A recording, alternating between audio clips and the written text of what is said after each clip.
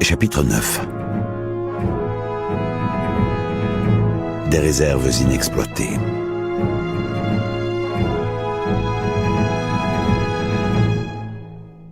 Depuis plus de 50 ans, Damask Holdings occupait l'une des plus belles mégatours de Arnedan. Elle n'était pas aussi vertigineuse ou aussi massive que celle du clan bancaire intergalactique et de ses nombreuses filiales, mais le bâtiment présentait l'avantage d'être construit au bord du plus grand lac chauffé naturellement de la ville. Il avait été intégré à la propriété comme spa de luxe. La salle du conseil d'administration avait vue sur le lac et les sources chaudes environnantes. Elle était nichée dans un renfoncement du bâtiment, au 200e étage, et c'était là que Ego Damask, l'Archhill, les présidents et les directeurs de Damask Holdings se réunissaient 2 fois par semaine. Ce jour-là, une holoprésence à l'échelle 1/4 s'affichait au centre de l'énorme holotable de la salle. Elle s'adressait en basique aux moons rassemblés depuis la lointaine planète Naboo. L'homme qui parlait était un humain de taille moyenne dont les cheveux bruns foncés étaient tirés vers l'arrière. Il avait le front fuyant, une barbe longue et épaisse. Il portait la moustache et ses yeux bleus tranchaient avec son visage symétrique assez quelconque. Il portait de multiples couches de vêtements colorés, dont un gilet brodé de calligraphie futorque et une surcape en brocade qui lui tombait jusqu'aux genoux. Plus bas, on voyait apparaître de hautes bottes en cuir luisant. Il s'appelait Ars Veruna, et même s'il n'occupait aucune position au sein du gouvernement monarchique de Naboo, il parlait au nom de l'actuel prétendant au trône, Bon Tapalo. Si Tapalo était élu, Ars Veruna serait très certainement nommé gouverneur de la ville de Seed. Notre campagne a été freinée par les déclarations récentes des chefs de certaines maisons royales, expliqua Veruna aux moons assemblés autour de la table. Il faut agir pour que nous retrouvions notre élan, et vite. Un bienfaiteur anonyme a diffusé un démenti qui a largement contribué à réparer les dommages initiaux causés par les déclarations des nobles à la presse. Mais l'électorat s'essouffle à nouveau, ce qui renforce la position de nos opposants provinciaux. « Coupez l'audio », dit l'un des moons en direction des micros de l'holosystème. Comme il savait que la conversation autour de la table ne pouvait plus être entendue, il poursuivit. « Est-ce que tous les Naboo sont aussi hirsutes et costumés que ce Veruna ?» L'Archhill lui répondit. « Ils sont attachés aux traditions, autant pour leur coiffure qu'en politique. Leurs vêtements et leurs décorations faciales rendent hommage au règne de la reine Elsinore d'Entasia de Grismald, qui a envoyé une flotte d'humains en expédition sur la planète il y a 4000 ans environ. Certains Naboo affirment descendre d'elle en ligne directe. Après tout, ils sont quand même moins poilus que les Wookiees, commenta un autre. Il émit un grognement affirmatif. En dehors des humains, Naboo héberge également une espèce amphibie imberbe, les Gungans. On ne sait s'ils sont indigènes, mais ils pourraient représenter la planète dans les affaires galactiques de toute façon. Plagueis tournait le dos à la vue panoramique qui s'étendait derrière la baie vitrée. Il étudiait l'holo-image de Veruna. En général, il détestait les politiciens à cause de leurs prétentions et de cette tendance à croire que la richesse et l'influence conféraient un véritable pouvoir. Mais les politiciens étaient un mal nécessaire, et Veruna, c'était important, semblait rongé par la convoitise et l'ambition. Cela signifiait qu'il pouvait être manipulé si nécessaire. Les missions sur Liana, Salukami et Abraxine étaient encore fraîches dans son esprit. D'un point de vue philosophique, il comprenait pourquoi les générations précédentes de seigneurs Sith avaient formé des apprentis, à qui ils avaient légué leur connaissance du côté obscur, en attendant qu'advienne l'affrontement final pour la domination de l'univers.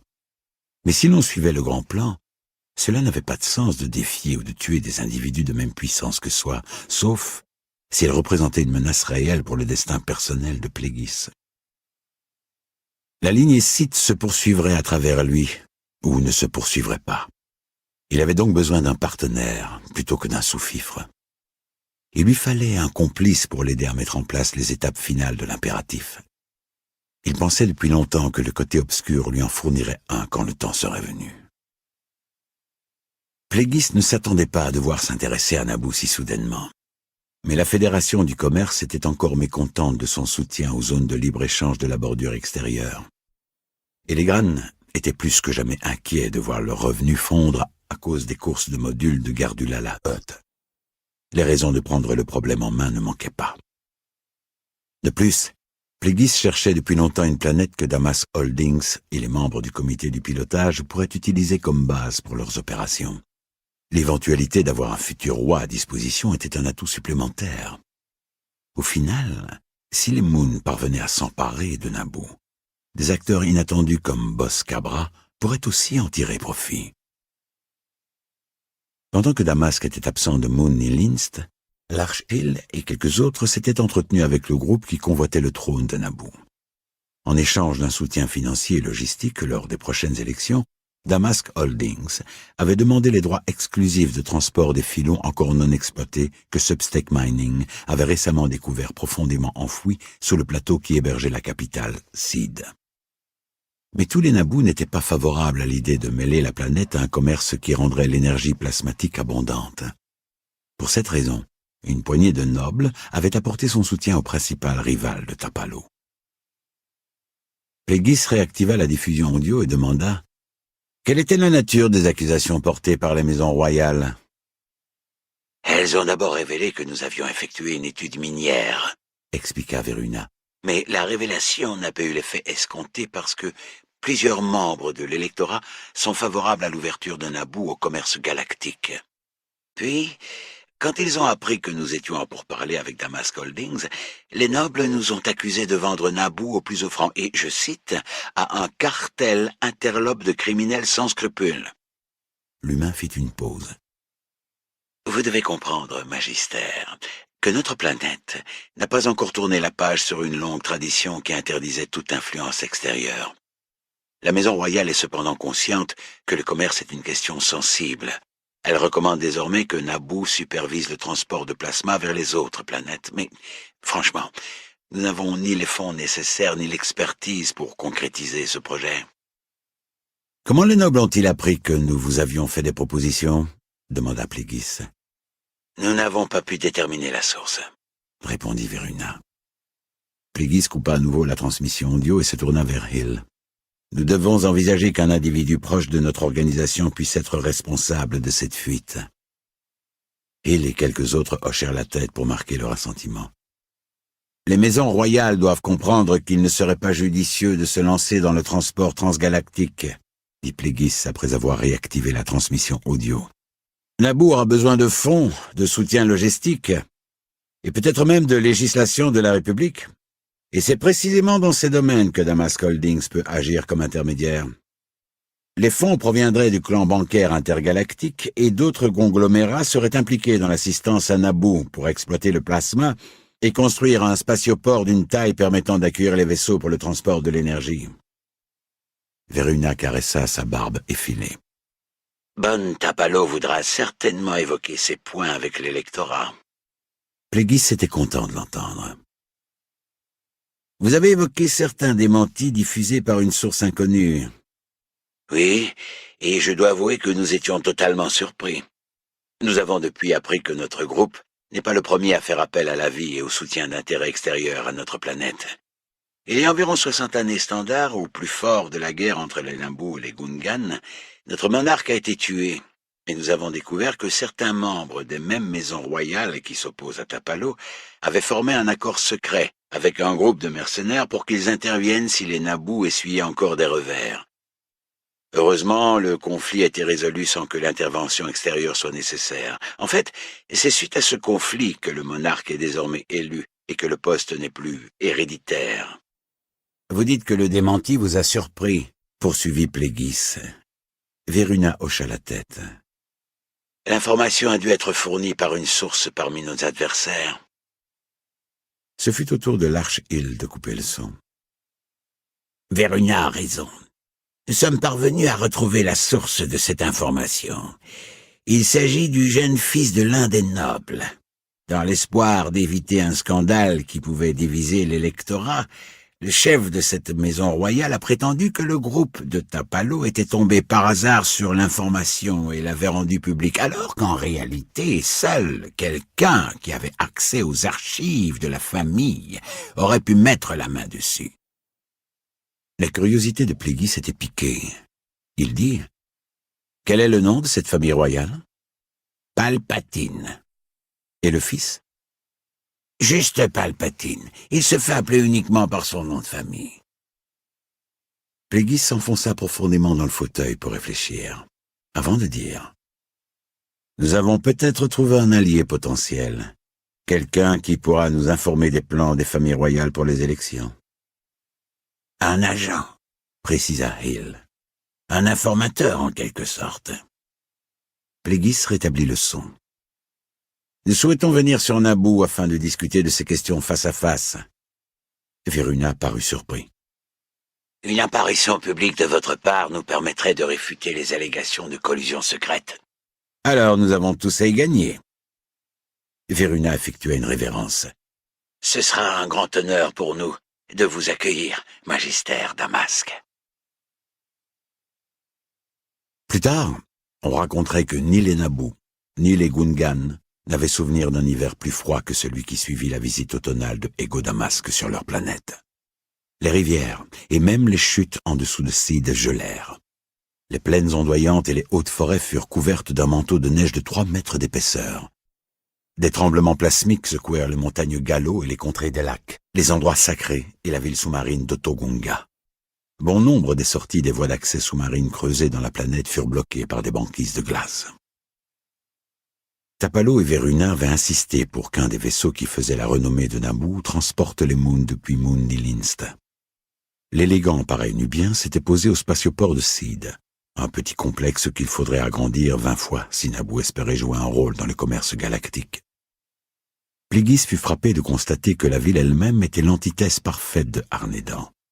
Alors que la capitale Moon-Nilinst était verticale, anguleuse et austère, Seed était basse, convexe et condensée, dominée par des rotondes couronnées de dômes vert de gris, de toits plats et de tours en gradin soutenues par des arcades au sommet arrondi. Un fleuve et plusieurs affluents traversaient la ville. Des ponts filiformes les enjambaient avant de plonger en une série de hautes chutes d'eau depuis la colline vers les plaines verdoyantes en contrebas.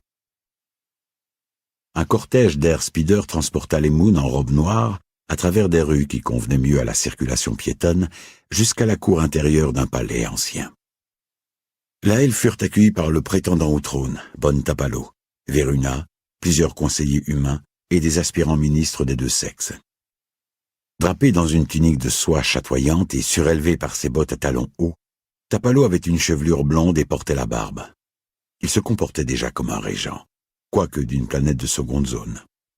Il resta assis tandis qu'on lui présentait Ego Damask et les autres Moons. Il était flanqué de gardes vêtus d'uniformes composés d'une jupe large et armés de vieux blasters. Veruna, en revanche, emboîta le pas à Damask dès que les Moons furent escortés jusqu'au bâtiment central du complexe. Comme je vous l'ai dit quand nous avons parlé il y a quelques semaines, Magistère Damask, nous sommes honorés de votre visite. Comme je vous l'ai expliqué alors, nous avons tous à y gagner. Damask se tourna légèrement pour le regarder dans les yeux. Surtout vous, je pense. Veruna eut un geste incrédule vers sa propre personne. Pas maintenant, l'interrompit discrètement Damask. Quand le moment sera venu, nous converserons en privé, vous et moi. Ils avancèrent en groupe, passèrent sous une gigantesque arcade et traversèrent un hall de pierre polie avant d'atteindre une deuxième cour plus petite, où plusieurs tables avaient été dressées. Certaines débordaient de nourriture et de boissons. La plus grande était réservée aux Moons. À peine furent-ils assis que des serviteurs apparurent et se mirent à apporter une nourriture abondante, dont diverses viandes que les Moons déclinèrent poliment. Consommer de la nourriture en négociant était une pratique que Damask avait fini par tolérer quand il parlait affaires avec des humains, mais, en son fort intérieur, il la détestait. Pendant des années, il avait également détesté la compagnie des humains. C'étaient des mangeurs de viande barbares, mais il devait reconnaître que leur espèce était très évoluée. Grâce à leur intelligence innée et à leur sagacité, ils méritaient tout de même d'être traités avec la même déférence que les Moons. Pourtant, de nombreuses espèces sapiennes de la galaxie se considéraient égales aux humains, ce qui était entièrement leur faute. Contrairement aux Moon, les humains n'avaient aucun scrupule à s'abaisser au niveau d'êtres moins avancés, au niveau des individus lents d'esprit, défavorisés, nécessiteux et pitoyables, en prétendant être leur égaux, voire en proposant de travailler main dans la pâte avec eux. Au lieu de célébrer leur supériorité, les humains se laissaient fréquemment gagner par la médiocrité. Un Moon n'accepterait jamais de devenir pilote de vaisseau ou contrebandier, pas plus que diplomate de carrière ou politicien, à moins que cela ne soit nécessaire pour le bien de tous les Moons. En revanche, les humains occupaient toutes les positions. Et ce qui les rendait vraiment particuliers, c'était cette propension à s'étendre aux quatre coins de la galaxie, sans aucun contrôle ou planification, à n'importe quel coup, à user planète après planète dans leur quête insatiable, comme si leur diaspora du noyau était la vocation de leur espèce.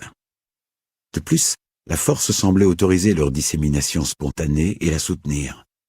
Damask soupçonnait que l'avenir profane de la galaxie était aux mains des humains. On servait encore du vin de fleurs de Naboo quand les Moons présentèrent leur projet au groupe de Tapalo. Ils utilisèrent l'holoprojecteur de la cour pour dresser un portrait virtuel de ce à quoi pourrait ressembler Seed et d'autres villes proches dans les 10 années à venir. Des fonds du CBI seraient octroyés pour exploiter les réserves de plasma sous le plateau. Au même moment, construction et assemblage de la bordure extérieure. L'une des sociétés de Cabra construirait une gigantesque raffinerie sur le site qui dominait la cascade Virdugo, actuellement occupée par un parc. La technologie serait abritée dans une structure à triple dôme d'architecture néoclassique. Les Moons expliquèrent en détail comment les parois de la falaise seraient stabilisées et les affluents du fleuve Soleux détournés sans perturber l'architecture existante ou le réseau de tunnels de Seed. Sous les falaises, la Fédération du commerce agrandirait le spatioport en construisant une énorme plateforme d'atterrissage qui suivrait la courbe naturelle de l'escarpement. La Fédération ouvrirait également un second port commercial à Spinnaker. Quand la présentation fut finie, Tapalo semblait accablé. « Vous y avez visiblement beaucoup réfléchi, » dit-il à l'Arche Hill. « Mais n'y a-t-il pas de place dans votre plan pour des entreprises Naboo ? » « Nous ne voulons pas que ces projets de construction soient vus comme des signes d'occupation étrangère, » répondit Hill. « Nos partenaires souhaitent travailler en étroite collaboration avec Plasma Energy Engineering de Naboo et avec le corps des ingénieurs aérospatiaux du palais de Seed, afin que les travaux d'amélioration soient perçus comme un effort commun. Quand les phases de construction seront terminées, d'ailleurs, la raffinerie et les spatioports seront entièrement sous votre contrôle. » Le visage de Tapalo reprit un peu de couleur. L'opposition soutient que Naboo sera endetté à jamais auprès du clan bancaire et de la Fédération du commerce. Seulement jusqu'à ce que le plasma commence à affluer, corrigea Damask. Je comprends vos appréhensions, mais la question que vous devez vous poser est la suivante. Pouvez-vous gagner le trône sans notre aide? Des murmures s'élevèrent à toutes les tables. Je suppose que vous avez raison, Magister, concéda Tapalo en réclamant le silence d'un geste. Mais il vaut peut-être mieux courir le risque de la défaite plutôt que monter sur le trône dans le déshonneur. Le déshonneur? Répéta Hill, incrédule. Avons-nous traversé la galaxie pour nous faire insulter? Attendez, intervint Veruna en se levant pour tenter de calmer le jeu. Nous ne voulions pas insulter Damask Holdings. Il se tourna pour faire face à Tapalo et à l'équipe de ministres et de conseillers dont il s'était entouré.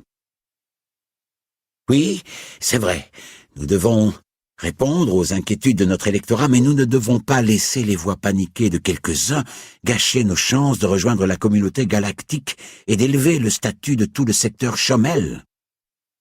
Je suggère que nous agissions avec audace. Pour éviter que l'on nous accuse d'avoir cédé à la pression, je propose que nous utilisions cette visite sans précédent de Damask Holdings pour annoncer publiquement que nous seuls sommes capables d'établir un accord avec le clan bancaire et d'autres partenaires, afin de permettre à Naboo de restructurer sa dette, d'accéder au statut de planète du premier plan du noyau, de baisser les intérêts et de créer d'innombrables emplois ici et ailleurs. Il serra le poing pour donner encore plus de poids à sa conclusion. « Nous devons saisir cette opportunité avant qu'elle ne nous échappe. » Lentement, Tapalo et les autres se mirent à hocher la tête en signe d'assentiment. « Avez-vous quelque chose à ajouter, Magister Damasque ?» dit enfin Tapalo. Damasque étendit les bras. « Nous ne pourrions avoir défendu notre point de vue mieux que ne vient de le faire le futur gouverneur de Sid. »« Bravo !» approuva l'un des conseillers de Tapalo en levant son verre de vin pour porter un toast à Veruna. Les autres l'imitèrent et burent. Un jour, bientôt, Veruna sera le roi de Naboo, pensa Damasque. Il était prévu que les Moons passent la nuit à Sid et reprennent les pourparlers dans la matinée. Pendant que Hill et les autres étaient conduits vers leur chambre, Plagueis s'excusa et partit à pied vers le bâtiment d'université, de l'autre côté de la ville. Il traversa des parcs verdoyants, 2 ponts, passa au pied des tours et des obélisques, puis rejoignit le centre de la place du palais où trônaient les 2 arcs de triomphe. La rotonde centrale de l'université, complétée par une statue d'une personnalité humaine, se dressait en retrait de l'un des affluents du Soleux. Elle dominait un quartier constitué d'imposants bâtiments et de places publiques. Plagueis localisa le centre des étudiants et se dirigea vers le bureau des inscriptions, où travaillait une jeune femme aux cheveux clairs qu'il examina sans détour tandis qu'il s'approchait. « Je cherche un étudiant qui s'appelle Palpatine », annonça-t-il en basique. « Je le connais », fit-elle en hochant la tête. « Est-ce que vous savez où je pourrais le trouver en ce moment? Il suit peut-être un cours ?» Elle poussa un soupir. « Il va et vient. Je crois l'avoir vu au bâtiment du programme pour la jeunesse. »« Vous n'êtes pas certaine? »« Je crois que c'était lui. » Les humains, pensa Plagueis. « Pouvez-vous m'expliquer comment je puis m'y rendre ?»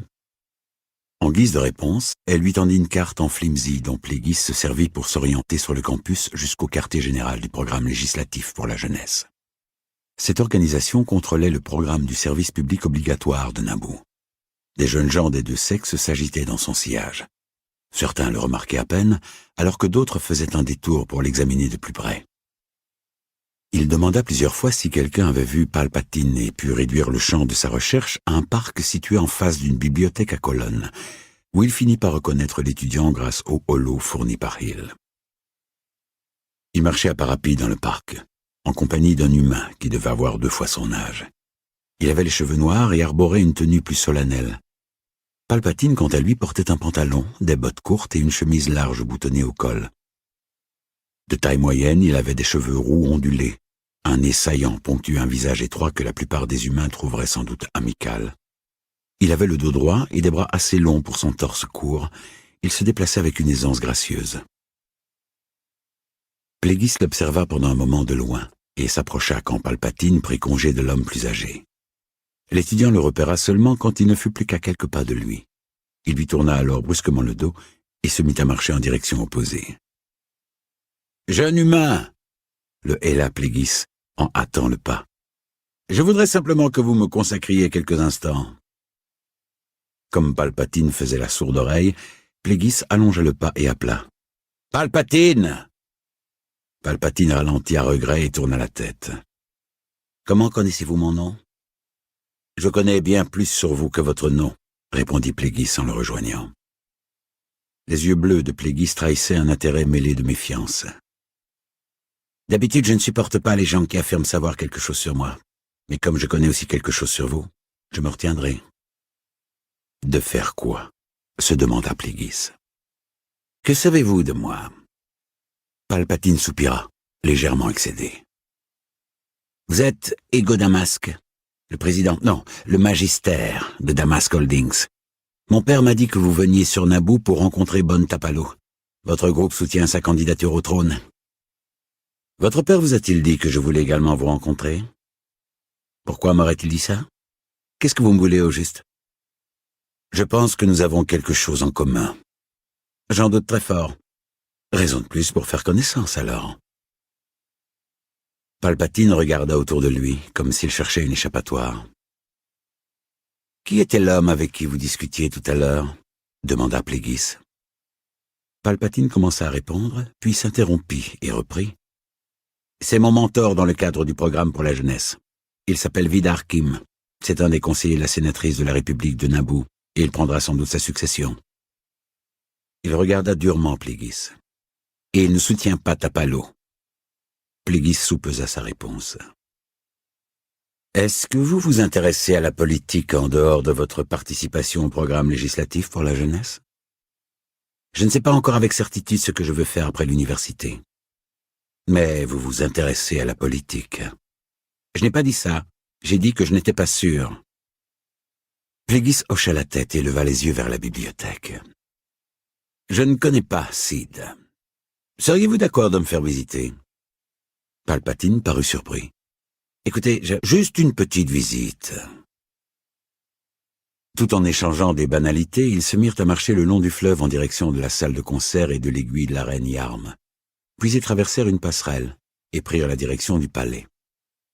À part des holos de Palpatine, Large Hill n'avait pu fournir beaucoup d'informations sur le jeune homme à Plagueis.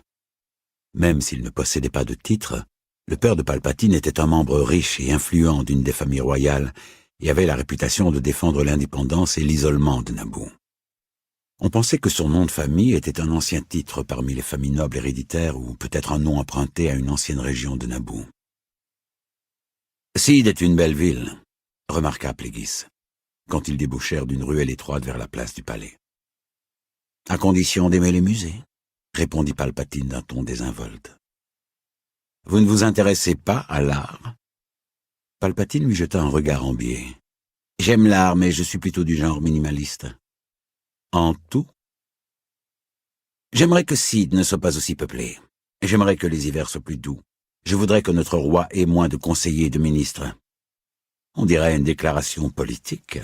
C'est juste mon opinion personnelle. L'un n'empêche pas l'autre. Palpatine s'arrêta net. Qu'essayez-vous d'obtenir de moi? Plagueis lui indiqua un banc tout proche. Quand Palpatine accepta enfin de s'asseoir, Plagueis dit: « J'ai appris que vous aviez divulgué certaines informations qui ont aidé la campagne de Tapalo. » Le visage de Palpatine trahit une réelle surprise. « Comment ?» Plagueis l'arrêta d'un geste de la main. « Ce n'est pas important pour le moment. Ce qui compte, c'est que vous avez agi à l'encontre des souhaits de votre père, de votre mentor et de certains autres membres des familles royales. Avez-vous l'intention de le révéler ?» Plagueis examina le visage de Palpatine. Que pourrait-il se passer si je le faisais? Pour commencer, mon père me tuerait. Littéralement. Palpatine poussa un gros soupir. Il me renierait. C'est donc vrai. Votre père et vous n'avez pas le même point de vue sur les débats qui animent les prochaines élections. Palpatine baissa les yeux au sol. Ce qui serait étrange, c'est qu'on soit d'accord sur quoi que ce soit. Il leva les yeux vers Plagueis. Je voudrais que Naboo rompe avec le passé. Je veux que nous fassions partie de la galaxie. Est-ce mal de vouloir jouer un rôle important dans l'histoire de la République? Plagueis secoua la tête. Les gouvernements connaissent l'essor et le déclin. Vous avez une meilleure idée pour gouverner la galaxie? Plagueis se permit de rire. Je ne suis qu'un vieux moon qui n'y connaît rien. Palpatine vit clair dans son jeu et ricana. Quel âge avez-vous exactement? En années humaines, j'aurais bien plus de 100 ans. Palpatine siffla. Je vous envie. Pourquoi? Toutes les choses que vous avez accomplies et que vous pouvez encore accomplir. Que feriez-vous? Tout, répondit Palpatine. Ils se levèrent du banc et rebroussèrent chemin vers le campus de l'université. Plagueis s'immergea profondément dans la force pour étudier Palpatine, mais il ne parvint pas à glaner grand-chose. Les humains étaient toujours difficiles à analyser, et l'esprit de Palpatine était en proie au conflit. Il se passe tant de choses dans ce petit cerveau, se dit Plagueis. Tellement de courants émotionnels et d'auto-intérêt. Si loin des esprits prévisibles des espèces intelligentes de la bordure extérieure, surtout ceux dotés d'une conscience collective. Palpatine s'arrêta à côté d'un landspeeder à 3 ailerons aux couleurs vives, avec un nez pointu et un moteur à répulsion qui paraissait assez puissant pour soulever un droïde porteur de charge. « Ce véhicule est à vous ?» demanda Plagueis. La fierté brilla dans les yeux de Palpatine. Un prototype de Flash, genre patrouilleur. Je participe à des courses. Vous gagnez? Sinon, pourquoi prendrais-je la peine de participer à des courses? Palpatine grimpa dans le speeder et s'installa aux commandes. J'ai exactement ce qu'il vous faut pour décorer votre rétroviseur, dit Plagueis. Il sortit de sa poche une pièce d'orodium pur, suspendue à une chaîne, et la lâcha dans la paume de Palpatine. C'est une antiquité. Le jeune humain examina le cadeau. Je n'ai jamais rien vu de pareil. Elle est à vous. Palpatine lui jeta un regard interrogateur. Qui sait? Un jour, vous travaillerez peut-être dans le secteur bancaire? Poursuivit Plagueis. Palpatine rit d'une façon détendue. C'est peu probable, magistère Damasque. Je suppose qu'il y a de meilleures façons de gagner des crédits. Palpatine secoua négativement la tête. Les crédits ne m'intéressent pas. Je commence à me demander ce qui vous intéresse. Palpatine ravala ce qu'il s'apprêtait à dire. Palpatine, que penseriez-vous de travailler pour nous? Pour Damask Holdings, je veux dire. Les épais sourcils de Palpatine se levèrent. En tant que... Et pour être tout à fait franc, en tant qu'espion, en quelque sorte. Il poursuivit avant que Palpatine ait le temps de parler. Je ne dirais pas que nous voulons les mêmes choses pour Naboo, vous et moi, parce que, clairement, mis à part vos goûts pour l'architecture minimaliste, vous tenez beaucoup à votre planète. Cependant, mon groupe s'intéresse moins au gouvernement de Naboo qu'à son plasma et à la valeur qu'il atteindra sur le marché. Palpatine le regarda comme si la vérité nue était un concept nouveau pour lui. Si vous aviez formulé les choses autrement, j'aurais rejeté votre offre d'emblée. Alors, vous acceptez? Vous êtes d'accord de nous tenir au courant des machinations politiques que pourrait préparer le groupe de votre père? Seulement si je peux vous en tenir informé directement. Plagueis essayait une nouvelle fois de le voir dans la force. C'est votre souhait? Palpatine hocha sobrement la tête. Oui. Alors vous n'aurez affaire qu'à moi, lui promit Plagueis. Je m'assurerai que les arrangements nécessaires soient pris. Il s'éloigna du speeder tandis que Palpatine le mettait en marche. Palpatine se tut un moment. « Je pourrais vous emmener faire un tour demain ?» finit-il par dire par-dessus le vrombissement du moteur. « Si vous avez le temps, je veux dire. Vous faire visiter encore un peu Sid et les environs. Si vous me promettez de ne pas rouler trop vite. » Palpatine eut un sourire malicieux. « Juste assez vite pour que cela reste intéressant. »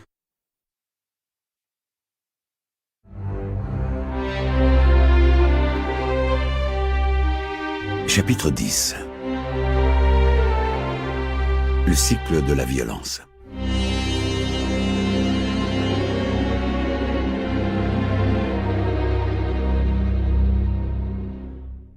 Le speeder de Palpatine volait à 1 mètre du sol dans les plaines en contrebas du plateau de Sid. Il traçait un sillon incurvé dans les hautes herbes. La journée était lumineuse et claire, l'air tiède chargé de pollen bourdonnait d'insectes. « C'est grisant !» commenta Plagueis depuis le siège passager quand Palpatine leva un peu le pied de l'accélérateur. « Je deviendrai peut-être coureur professionnel. Les Naboo attendent sans doute plus du fils aîné de la maison Palpatine. Je me fiche de ce que les autres attendent, répondit le jeune homme sans le regarder. « Est-ce que ce speeder est un cadeau de votre père? C'était pour m'acheter, mais j'ai accepté quand même. Est-ce qu'il approuve que vous participiez à des courses? » Palpatine eut un rire dur. « Mon père n'a pas volé avec moi depuis des années. Il ne sait pas ce qu'il rate. Cela n'a rien à voir avec mon talent. » Palpatine se tourna lentement dans le siège du pilote. « Quand j'étais plus jeune, j'ai causé la mort de 2 piétons. À l'époque, mon père a menacé de ne plus jamais m'autoriser à voler, mais il a fini par céder. » « Qu'est-ce qui l'a fait changer d'avis ?» Palpatine se balança vers l'avant. « Je l'ai eu à l'usure. »« Je suis désolé, » dit Plagueis. « Je ne savais pas. » En réalité, il savait. Avec l'aide de 114D, il avait fouillé le passé de Palpatine. Il savait qu'il avait été renvoyé de plusieurs écoles privées suite à des actes de petite délinquance et d'infraction qui auraient valu la maison de correction à un individu ordinaire. À plusieurs reprises, son père, qui partageait avec son fils un penchant pour la violence, avait utilisé son influence pour sauver Palpatine et éviter que les scandales n'éclaboussent la famille. Pour Plégis, les transgressions du jeune homme n'étaient qu'un indice supplémentaire de ses qualités exceptionnelles. Ce jeune homme s'était déjà élevé au-dessus de la morale commune et s'était jugé suffisamment unique pour se créer un code moral individuel. Palpatine montra du doigt les arbres au loin. « Il y a des ruines là-bas, mais c'est le territoire Gungan. Avez-vous déjà eu affaire à eux? » « Personnellement, non, mais j'ai vu ceux qui viennent à Moenia pour le commerce de marchandises. » « Que pensez-vous d'eux? À part que ce sont des êtres primitifs aux longues oreilles et à la langue visqueuse? » À part cela, oui. Palpatine haussa les épaules. Ils ne me dérangent pas tant qu'ils restent dans leur cité immergée et leurs tunnels sous-marins. Tant qu'ils ne se mettent pas en travers de votre chemin. Exactement. Les humains méritent d'avoir le dessus ici. Plégis ne put contenir un sourire. Il y a beaucoup de planètes dans la galaxie où la question de savoir qui a le dessus est sujette à controverse. C'est parce que la plupart des individus craignent de diriger. Pensez à ce que serait le Sénat de la République sous la direction de quelqu'un de fort. J'y ai déjà pensé, Palpatine. Que fait le Sénat en réaction aux crises? Il envoie les Jedi restaurer l'ordre et passe à la question suivante, sans jamais s'attaquer aux racines du problème. Plégis trouvait la naïveté du garçon amusante. Les Jedi pourraient diriger la République s'ils le souhaitaient, dit-il au bout d'un moment. Nous devrions être reconnaissants à l'ordre qu'il consacre son énergie à conserver la paix. Palpatine nia de la tête. Je ne vois pas les choses comme cela. Je pense que les Jedi passent tout leur temps à freiner les changements. Ils attendent que le Sénat leur dise où et quand intervenir, ce qu'il faut régler, alors qu'il suffirait qu'ils utilisent la force pour imposer leur volonté à toute la galaxie s'ils le souhaitaient. J'aurais plus de respect pour eux s'ils le faisaient. Est-ce que vous avez du respect pour votre père quand il essaie de vous imposer sa volonté? Palpatine serra le manche du speeder. C'est différent. Je ne le respecte pas parce qu'il n'est pas aussi intelligent qu'il veut le croire. S'il pouvait admettre ses faiblesses, je pourrais au moins avoir pitié de lui. Il arrêta soudain le speeder et se tourna à nouveau vers Plégis, le visage rouge de colère. La pièce de rhodium que Plégis lui avait donnée pendait au rétroviseur, entre deux. Il ne faudra pas longtemps avant que cet humain ne m'appartienne, se dit Plégis. La maison Palpatine est riche, poursuivit le jeune homme. Mais pas aussi riche que d'autres maisons et pas aussi influente auprès du roi et de l'électorat, malgré les tentatives de mon père pour prendre la main avec les familles royales.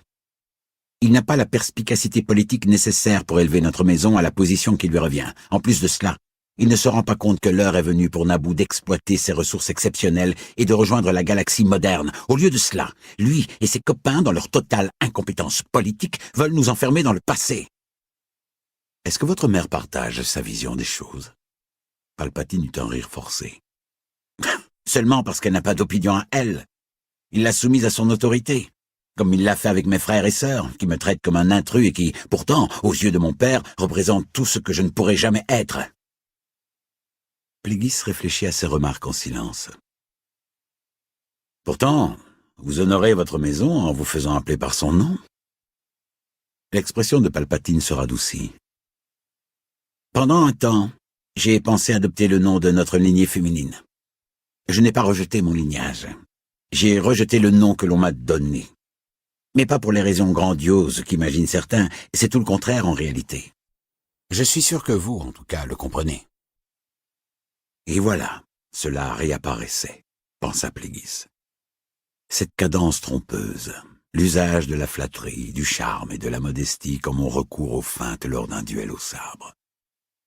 Ce besoin d'être perçu comme quelqu'un de candide, d'humble, d'empathique. Un jeune homme qui ne voulait pas entrer en politique, et pourtant né pour cela. Dès le début, Ténébrous lui avait dit que la République, avec l'aide des Sith, serait toujours plus rongée par la corruption et le désordre, et qu'un jour viendrait où elle devrait s'appuyer sur un chef influent pour sauver les masses inférieures de la tyrannie de leur passion, de leur jalousie et de leur désir indiscipliné. Si Plégis le soutenait, ce Palpatine ne pouvait-il être celui qui permettrait cette transformation? Il essayait encore de sonder plus profondément Palpatine, mais sans succès.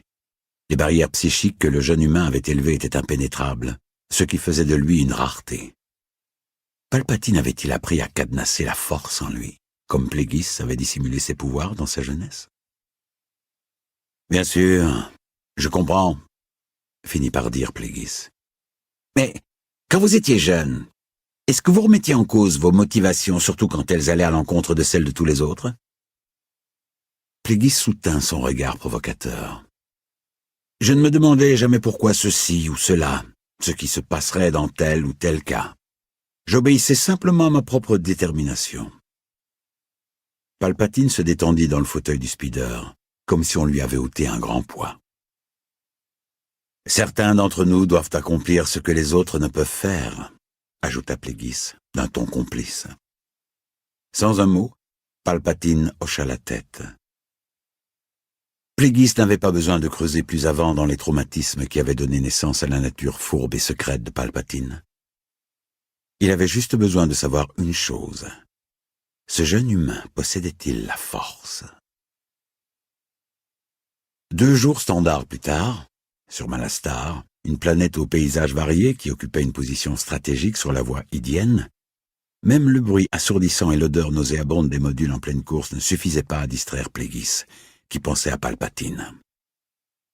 Damas Holdings avait demandé une entrevue avec le sénateur Paxtim, et le chef du protectorat Gran avait offert aux Moon des places pour la course commémorative Phobos.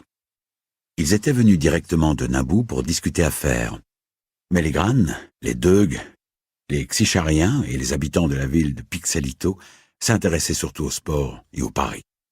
« Avez-vous choisi un gagnant, Magister ?» demanda Paxtim alors que 2 modules passaient à toute allure devant les gradins des spectateurs. Perdu dans ses pensées au sujet de Naboo, Pléguis lâcha simplement « Je pense que oui. » Les conversations avec Palpatine semblaient avoir ouvert une brèche dans le barrage émotionnel de l'humain. Les Moon avaient à peine quitté Naboo que Palpatine envoyait un premier holocommuniqué, évoquant les plans des familles royales pour saboter la candidature de Tapalo au trône. Pléguis avait écouté attentivement, mais, en réalité, Palpatine n'avait pas grand-chose d'intéressant à révéler. Depuis que les machinations des familles royales pendant le conflit Gungan avaient été divulguées, le père de Palpatine organisait ses réunions à huis clos dans la maison familiale et interdisait même à son fils de discuter des prochaines élections.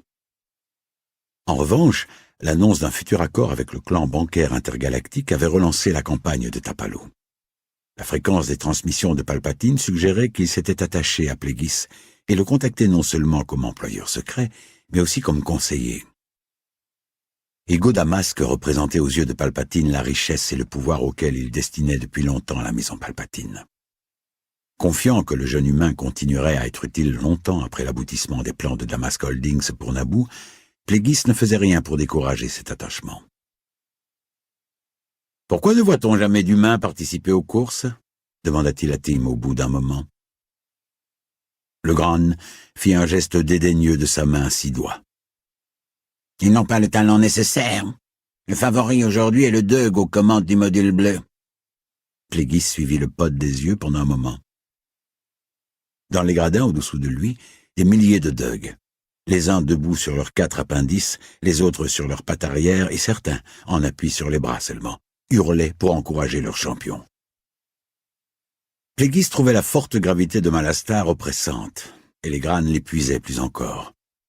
Ils avaient colonisé la planète 1000 ans plus tôt et s'étaient battus pour obtenir la soumission des indigènes, les Deug. Depuis, le protectorat avait grandi au point d'être plus important que la planète natale des Gran, Kinien.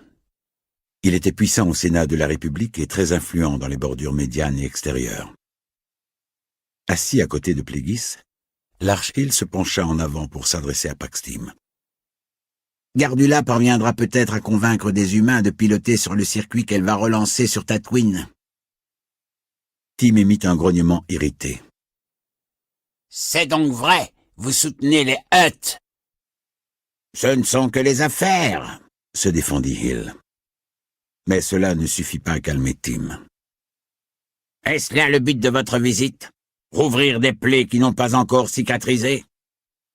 Précisément, répondit platement Pléguis. Tim tourna vers lui ses 3 yeux protubérants. Je n'aggravez pas votre cas, l'interrompit Hill. Tim feignit l'incompréhension.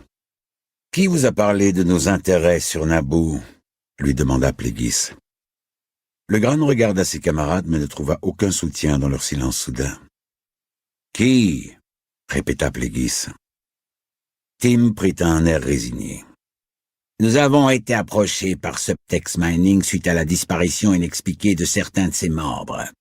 Ceux que j'ai rencontrés sur Sojourn, je suppose. Ils étaient en parfaite santé quand ils ont quitté la Réunion, dit Hill. Tim hocha la tête. J'en suis certain. Pourquoi avez-vous été approché par Subtext? Demanda Plegis. Tim hésita avant de répondre. Il voulait nous apprendre que vous étiez en négociation pour un accord sur le plasma. Dans l'espoir que vous tentiez de faire échouer nos plans en les rendant publics, compléta Hill. Le Gran éclata d'un rire forcé. D'abord, vous passez un accord avec Gardula qui favorise Tatooine par rapport à Malastar, et maintenant, vous vous intéressez au plasma de Naboo, alors que vous avez proposé d'augmenter le prix des exportations d'énergie de Malastar. Pourquoi vos opposants sur Naboo ne nous auraient-ils pas mis au courant, alors que vous auriez fait pareil à leur place? Plegis attendit qu'il ait terminé et qu'un groupe de modules soit passé avant de fixer son regard sur les Gran assemblés. Vous vous faites du mal en essayant de saboter nos projets. Le protectorat aurait pu tirer profit de Naboo, comme la Fédération du commerce, mais c'est trop tard. Pax Tim frappa le sol de la loge privée de ses énormes pieds. Nous refusons d'être humiliés. Je vous rappelle une nouvelle fois, Magister, que des promesses ont été faites. Plegis sourit intérieurement. Il était vrai que Ténébrous avait imaginé les projets dans lesquels les Gran étaient impliqués. À un moment, Pax Tim était même considéré comme un candidat que les Sith pouvaient faire nommer chancelier et manipuler à distance, afin qu'il commette des erreurs qui mettraient la République à genoux. Mais Plegis avait changé de stratégie. « Nous ne manquons pas d'alliés et d'amis au Sénat, » dit Tim, vexé. « Nous pouvons écraser n'importe quelle loi que vous souhaitez faire adopter ou nous arranger pour que vos projets de loi et vos contrats sans appel d'offres languissent dans des procédures interminables. Nous placerons l'un des nôtres à la chancellerie. Nous refuserons à la Fédération du commerce les droits de transport sur Kinia et le long de la voie marchande corélienne. Nous lâcherons les Deug sur les Moons. » Il jeta un regard furieux à Plegis avant de conclure. « Vous n'obtiendrez jamais ce que vous voulez, Magister. » Au contraire, dit Plegis, tandis que les autres Moons et lui se levaient. « J'ai déjà ce que je veux. » Des encouragements s'élevèrent des tribunes au moment où un pilote Tung dépassa le Deug favori. Plegis se tourna vers Hill, tandis qu'il quittait la loge privée. Ordonnez aux gardes du soleil d'aller chercher les mineurs que nous avons abandonnés dans le bras de Tingle. Qu'ils soient exécutés et que leurs corps soient déposés devant les portes du siège principal de Subtext Mining, sur Corellia. Un vaisseau de classe capitale, fraîchement construit, ramena Plegis et Hill sur Naboo. Fabriqué par Hirsch Kessel et Gwori, il avait la forme d'un module et son ventre était plat. Une aile latérale traversait la coque convexe à l'arrière, là où était abritée une rangée de puissants diffuseurs à hyperondes. À bord se trouvaient, en plus des directeurs de Damask Holdings, plusieurs membres de haut rang du clan bancaire, dont le neveu du président Tonit. Ils avaient tous revêtu la tenue du CBI. Un mois s'était écoulé depuis la visite initiale de Plegis et, entre-temps, Palpatine et lui s'étaient parlé par holo à de nombreuses reprises. Les informations que l'humain fournissait, bien que maigres, avaient permis à Plegis et Hill de garder une longueur d'avance sur les détracteurs de Bon Tapalo. Par conséquent, celui-ci continue à profiter d'une légère marge avec l'électorat. Les groupes de Moon approchaient des stations d'immigration du spatioport de Naboo quand ils furent interceptés par un contingent de gardes armés vêtus de gilets en cuir, de hautes bottes et de chapeaux à large bord. On fit entrer les Moon dans une salle d'attente aux murs vitrés, équipée seulement de bancs et de points de rafraîchissement. Ils durent attendre plus d'1 heure, jusqu'à ce que 2 gardes du palais entrent, en demandant lequel d'entre eux était Ego Damask. Après s'être identifié et avoir assuré à Large Hill qu'il n'y avait pas lieu de s'inquiéter, Plegis suivit les gardes à l'extérieur du terminal jusqu'à un speeder Jian au capot arrondi. Un garde en uniforme, assis aux commandes, ordonna à Plegis de s'installer sur le siège arrière du véhicule sans toit. Il y fut bientôt rejoint par un membre du personnel d'escorte. Il n'avait pas la moindre idée de l'endroit où on l'emmenait, mais refusa de donner au garde le plaisir de lui dire qu'il le découvrirait bientôt, ou d'autres répliques de genre. Il préféra rester silencieux, enfoncé dans son siège capitonné.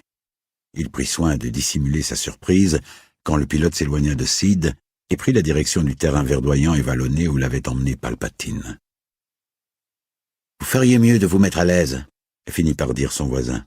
« Nous allons voyager pendant environ 2 heures. » Plagueis hocha la tête en guise de réponse et se laissa aller à une transe légère afin de se préparer à ce qui l'attendait à l'arrivée. Petit à petit, les plaines ondoyantes commencèrent à s'élever, et une chaîne de montagnes fit son apparition sur la ligne d'horizon. Elle se découpait dans le ciel bleu vif de Naboo. Le speeder suivit une large rivière, puis survola des troupeaux de chaaks aux pattes courtes qui paissaient et se délassaient. Tandis que le speeder gagnait de l'altitude, la rivière rétrécit et se fit plus rapide. Elle était alimentée par des chutes d'eau et des lacs cristallins. Des nuages d'un blanc pur se groupaient au sommet des pics les plus élevés quand le speeder vira de bord, traversa une vaste étendue de prairies et s'arrêta devant une maison majestueuse construite dans le style des larges dômes et des gracieuses tours de Sid. 2 gardes l'escortèrent jusqu'au sommet d'un large escalier en pierre et le firent entrer dans un couloir frais et sombre.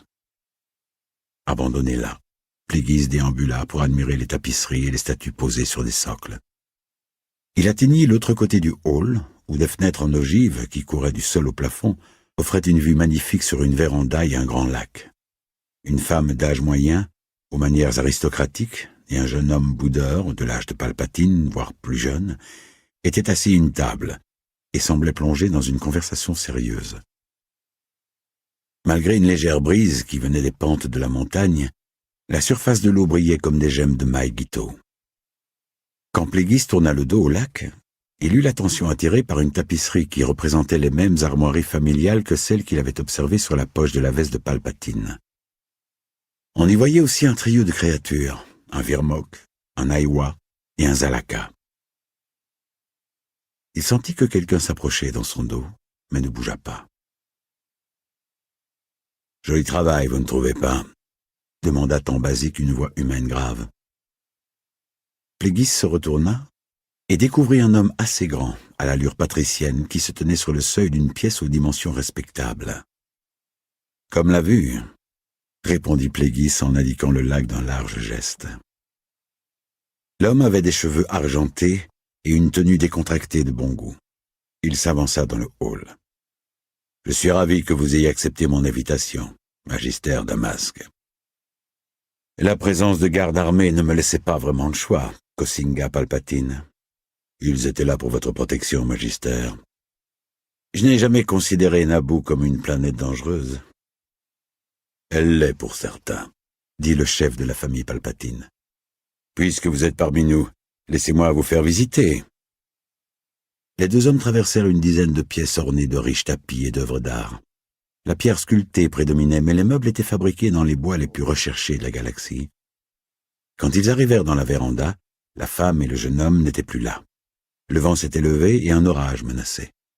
Kosinga Palpatine montra une île au loin et la majestueuse maison qui s'élevait sur la rive. « C'est Varikino », expliqua-t-il, « un joyau de la contrée des lacs. Elle a un jour appartenu au poète Omar Berenko, qui est aujourd'hui occupé par la famille Naberi. » Il regarda Plagueis. « Vous connaissez peut-être l'œuvre maîtresse de Berenko, La défense de Naboo ?»« Hélas, non. Je vous ferai parvenir une traduction. Un exemplaire du texte original conviendrait parfaitement. Je parle couramment votre langue. » Pour le tester, Kosinga Palpatine passa au Naboo et dit « Oui, j'ai cru comprendre que vous étiez devenu expert en politique Naboo. » Avant que Plagueis n'eût le temps de répondre, il agita la main devant un détecteur, ce qui fit venir 3 serviteurs dans la véranda. Chacun portait un plateau de nourriture et de boissons. Plagueis soupira, fatigué. « Encore de la nourriture, » pensa-t-il. « Encore de la stimulation olfactive pour le nez des humains. » Ils prirent place face à face à la table qu'occupaient un peu plus tôt la femme et le jeune homme. Ils gardèrent le silence tandis que le serviteur posait le repas sur la table. « Des fruits frais, des légumes et des plats farineux, » dit Palpatine en montrant les mets. « Pas de chaak ni d'autres viandes. » Plagueis se força à sourire. « Peut-être vous lancerez-vous dans l'apprentissage de la langue Moon après cela ?» Son hôte fronça les sourcils puis recula dans sa chaise pour permettre aux serviteurs de poser la nourriture dans les assiettes. Il commença à manger une fois les serviteurs partis et s'arrêta après quelques bouchées. Il posa ses couverts d'un air résolu. « Laissez-moi vous raconter une petite histoire sur Bon Tapalo et Ars Veruna », commença-t-il en lançant à Pléguis un regard noir. Il y a 70 ans, environ 2 décennies après notre conflit avec les Gungans, ceux-ci se sont retrouvés mêlés à une guerre de survie contre une armée de mercenaires. Heureusement, les Gungans ont gagné, mais au prix de nombreuses victimes et de la perte de certaines de leurs villes dans les marécages. Très peu d'informations ont été divulguées sur la cause de cette guerre ou l'origine de ces mercenaires, mais je suis prêt à partager avec vous l'un des secrets les plus noirs de Naboo dans l'espoir que vous en tiriez une leçon. Cette guerre a été déclenchée à cause du plasma, et les maisons qui ont le plus contribué au financement de l'armée de mercenaires étaient la maison Tapalo et la maison Veruna. Quand mon grand-père a appris cela, il a provoqué le père de Tapalo en duel et succombé finalement aux blessures que lui avait infligées la lame de Tapalo. Il fit un geste vers le gazon qui bordait la véranda. Le duel a eu lieu là, très précisément. Pléguis regarda l'endroit désigné. Comme c'est romantique et humain. Le beau visage de Kosinga Palpatine se colora. Vous ne comprenez peut-être pas le sens de cette histoire, Magister. Tapalo, Veruna et les autres vauriens de leur groupe ne s'intéressent qu'au pouvoir et à la richesse, quel que soit le coût pour Naboo. La découverte d'une réserve de plasma sous Seed est la pire chose qui nous soit arrivée. Et pourtant, ils ont l'intention de l'exploiter jusqu'à la dernière goutte, avec l'aide de personnes influentes comme vous. C'est pour cela que Tapalo ne doit jamais devenir roi. Pléguis fit semblant de réfléchir à tout cela avant de dire « Il semblerait que l'électorat ne soit pas d'accord avec vous. » Palpatine hocha la tête. « Pour le moment, oui. Mais nous savons comment ramener l'électorat dans le droit chemin. Nous commencerons par annoncer que l'accord conclu entre Tapalo et le clan bancaire a échoué. » Je n'étais pas au courant que cela s'était produit, remarqua Pléguis d'un ton neutre. La colère de Palpatine grandit quand il reprit. « Pourquoi pensez-vous que nous ayons empêché votre groupe de pénétrer dans Seed? Nous avons encore assez de pouvoir pour vous empêcher de poser le pied sur Naboo. Et la suite va vous intéresser, Magister. Le Sénat de la République a été mis au courant des tentatives de Moon Nilinst pour s'immiscer dans la souveraineté de notre planète et la déstabiliser. » Comme Pléguis ne répondait rien, il ajouta. Les Naboo ont une légende à propos de 6 portes infranchissables qui les protègent du chaos. La maison Palpatine est l'une de ces portes, Damasque. Et nous, les Moon, nous représentons le chaos, dit Pléguis, sans que cela passe pour une question. Palpatine se pencha en avant et dit d'une voix plus calme. Nous ne sommes pas opposés à ce que Naboo rejoigne la communauté galactique quand le moment sera opportun. Mais pas maintenant et pas de cette manière. Les promesses de réduire les impôts et de commercer avec le noyau faites par Tapalo, ce sont exactement les mêmes tactiques que celles déployées par la République pour convaincre des planètes primitives d'abandonner leurs ressources. Il secoua la tête. La colère l'avait repris à nouveau. Les Naboo admirent les philosophes, pas les banquiers et les courtiers. L'élection de Tapalo au trône entraînerait une catastrophe. La défense de Naboo, dit Pléguis, le poème dont vous avez parlé. Que voulez-vous dire? Qu'est devenu son auteur, Berenko?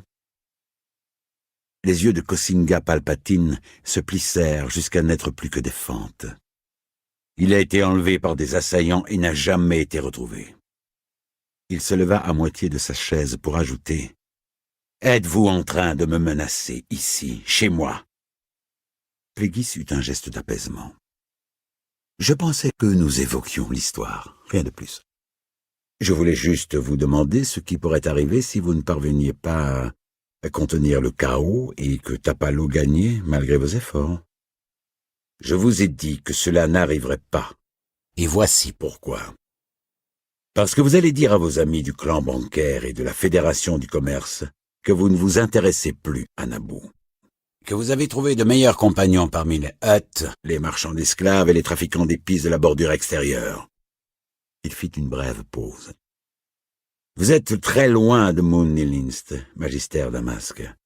Je vous conseille fortement de remonter dans votre vaisseau et de quitter le secteur Chomel aussi rapidement et discrètement que possible pour qu'il n'arrive malheur à personne. Plagueis posa son regard sur le lac. « J'ai compris votre message, Kosinga Palpatine, » dit-il sans le regarder. « Encore une chose, » ajouta Palpatine, enhardi. « Je ne sais pas exactement pourquoi vous vous intéressez tant à mon fils ou pourquoi lui s'intéresse à vous, mais je ne veux plus que vous ayez le moindre contact avec lui. » Plagueis se tourna vers lui. « Votre fils a énormément de potentiel. Un potentiel que je ne souhaite pas voir gâché par des individus de votre espèce. De toute façon, nous allons le mettre hors de votre portée. J'avais cru comprendre que les Naboo étaient un peuple ouvert, mais il est vrai que les Gungans ne seraient probablement pas de cet avis non plus. » Palpatine se leva d'un bond. « Cela suffit! Garde !» appela-t-il. Et quand 3 d'entre eux arrivèrent au pas de course, il leur ordonna. « Emmenez-le !»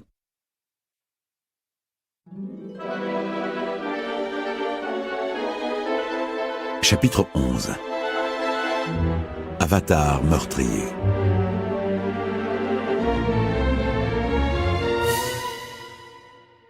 Chaque année, la planète Chandrila sponsorisait une retraite d'1 mois pour les membres du programme législatif pour la jeunesse. Une fois par an, les jeunes arrivaient en provenance d'une multitude de planètes pour prendre part à de faux débats du Sénat, à Anna City et dans les environs, ainsi que pour visiter les vastes projets agricoles de Chandrila, les zones sauvages, les barrières de corail et les jardins publics. C'est au parc Gladéen, une réserve de chasse à l'extérieur de la ville côtière de Hana, que Plagueis rendit une visite surprise au jeune Palpatine, mais ce fut Plagueis qui fut surpris. « Je savais que vous viendriez, Magistère », déclara Palpatine quand Plagueis et 114D arrivèrent à l'un des postes d'observation de la réserve de chasse. « Comment le saviez-vous »« Je le savais, c'est tout. » « Vos prémonitions s'avèrent-elles toujours justes ?»« Presque toujours. »« Curieux, » fit remarquer 114D pendant que Palpatine s'écartait pour prendre congé de 2 amis. Plagueis reconnut l'homme. C'était le mentor de Palpatine au sein du programme pour la jeunesse. Vidar Kim. Le Moon sentait que la jolie femme aux cheveux noirs était la maîtresse de Kim. Quand Palpatine eut terminé son explication animée, Kim tourna la tête vers Plagueis pour lui montrer sa désapprobation, avant de s'en aller avec sa compagne. « Votre mentor ne m'aime pas beaucoup, » observa-t-il quand Palpatine revint. Palpatine haussa les épaules.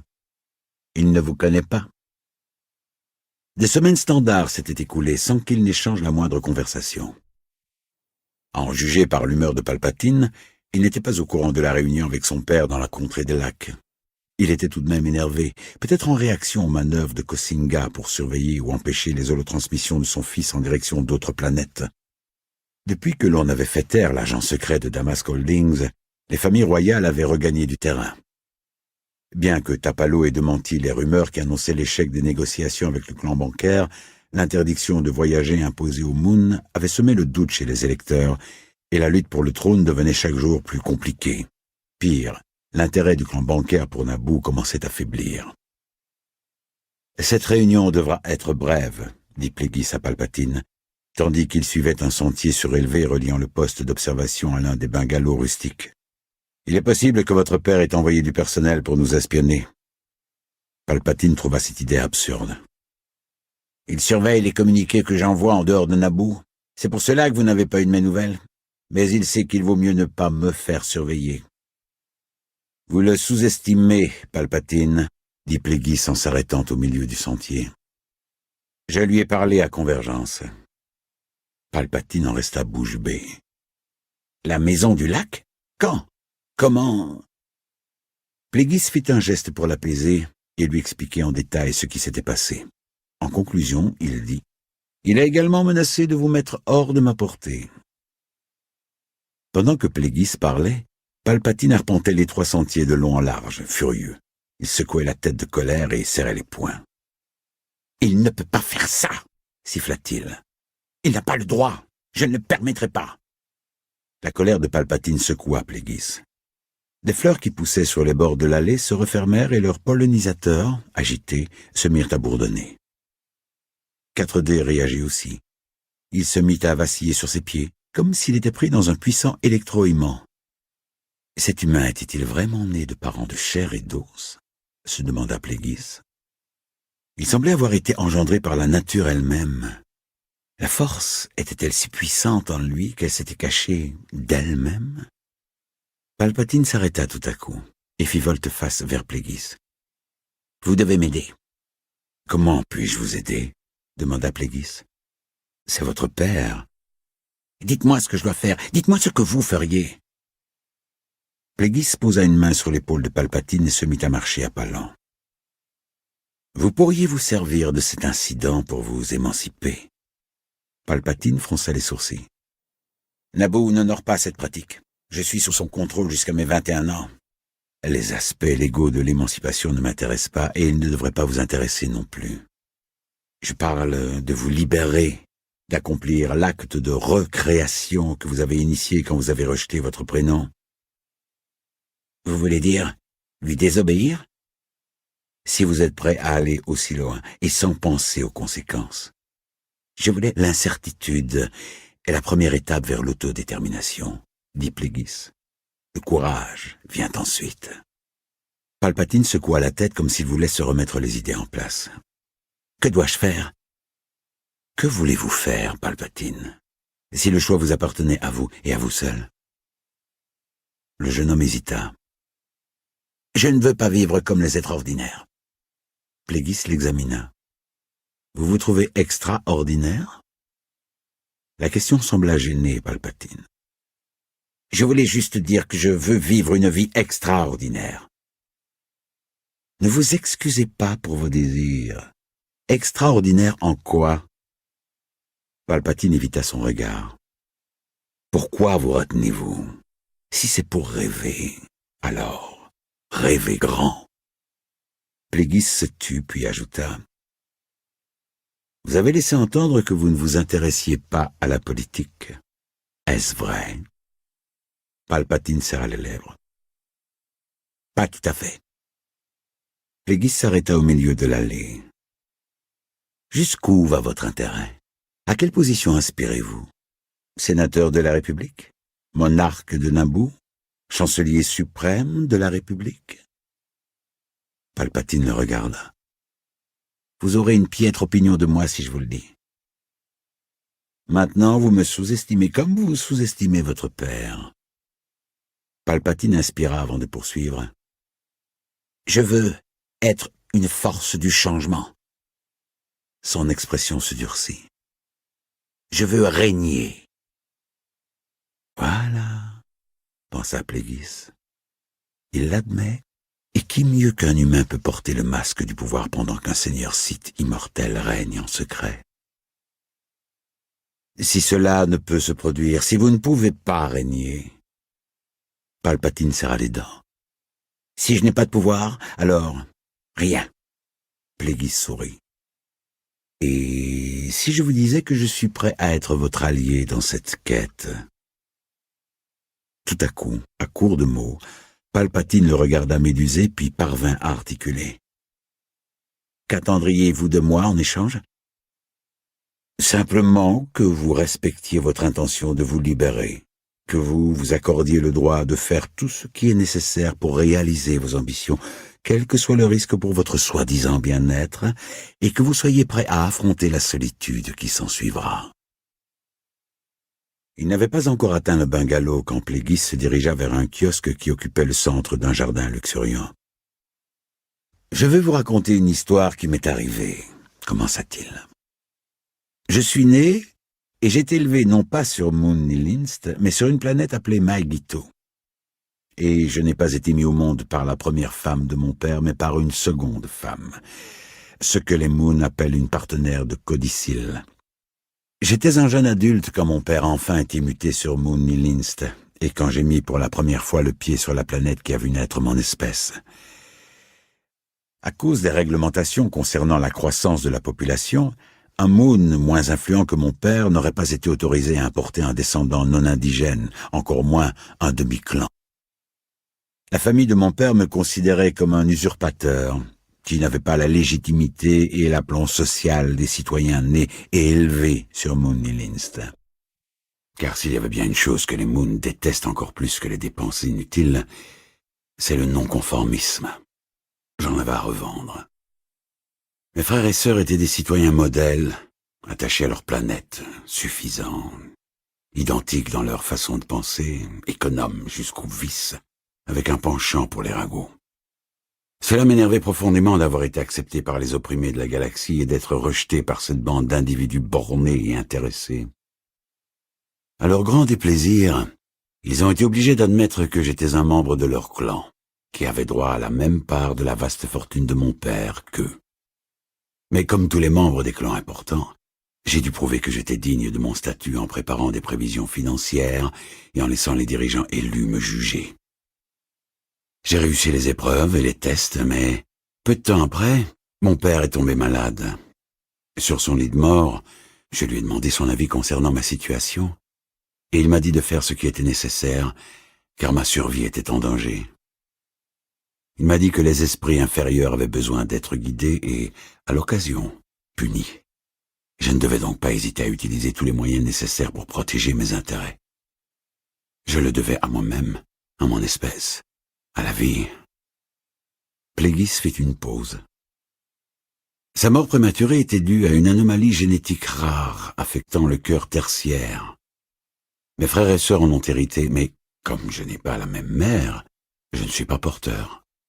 Paniqués par la perspective de leur mort prématurée, mes frères et sœurs ont lancé une recherche galactique pour trouver les meilleurs généticiens que les crédits puissent acheter. Ils ont fini par en dénicher un, qui affirmait connaître une procédure curative. Ils ont donc tous suivi un traitement, y compris ma mère de clan, persuadés qu'ils avaient échappé à la malédiction familiale et pourraient bientôt se consacrer à nouveau à leur passion première et m'ostraciser légalement de la famille. Il jeta un regard dur à Palpatine. Il ne se rendait pas compte que c'était moi qui avais engagé le généticien, et que les traitements qu'il leur faisait suivre étaient aussi faux que ses références. Ils ont donc fini par tomber malades et par mourir, l'un après l'autre. Je suivais ça de loin, je jubilais. Je m'amusais même à feindre la tristesse à leurs funérailles, et l'indifférence quand je recevais des parts de leurs richesses accumulées. J'ai fini par leur survivre à tous, et par hériter de tout. Une fois qu'il eut achevé son récit, où le vrai et le faux se mêlaient habilement, Plagueis croisa les bras sur sa poitrine d'un air résolu. Palpatine baissa les yeux vers le sol. Plagueis détecta le vrombissement discret des photorécepteurs de 114D qui effectuaient une mise au point sur le jeune homme. « Vous me prenez pour un monstre », ajouta-t-il au bout d'un long silence. Palpatine leva la tête et répondit. « Vous me sous-estimez, Magistère. »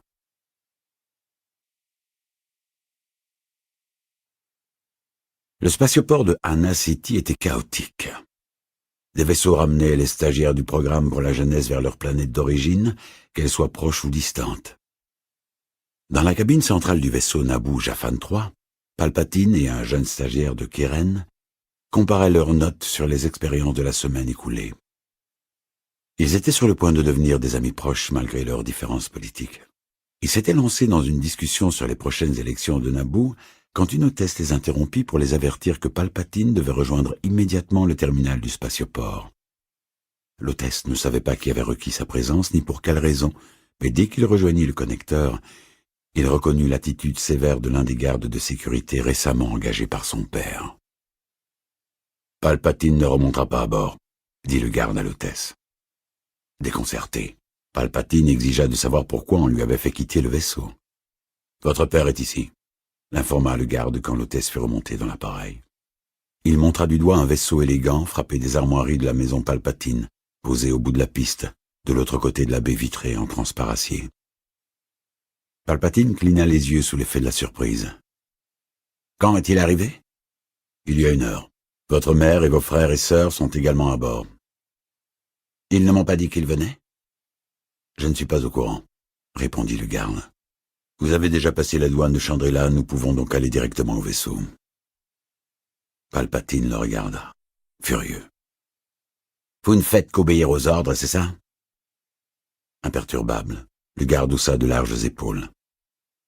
C'est un boulot comme un autre, un gamin. C'est ça le fin mot de l'histoire. Palpatine se soumit à l'inévitable, mais était furieux de ce soudain changement de plan. Il suivit le garde à travers un labyrinthe de connecteurs similaires jusqu'à celui qui donnait accès au vaisseau familial. Kosinga l'attendait à l'entrée du sas de décompression. « Pourquoi n'ai-je pas été informé de votre arrivée plus tôt ?» demanda le fils. Son père fit signe au garde de sceller l'écoutille.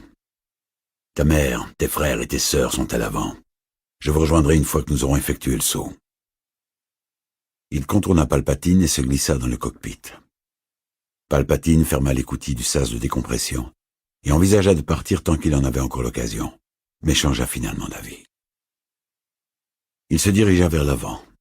Il ne se rendit toutefois pas dans le compartiment principal, mais dans un plus petit qui abritait le matériel de communication. Sanglé dans un fauteuil d'accélération, il rumina sa colère pendant le lancement et le saut en hyperespace.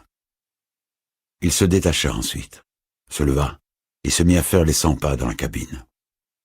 Il était encore en mouvement quand son père entra quelques minutes plus tard.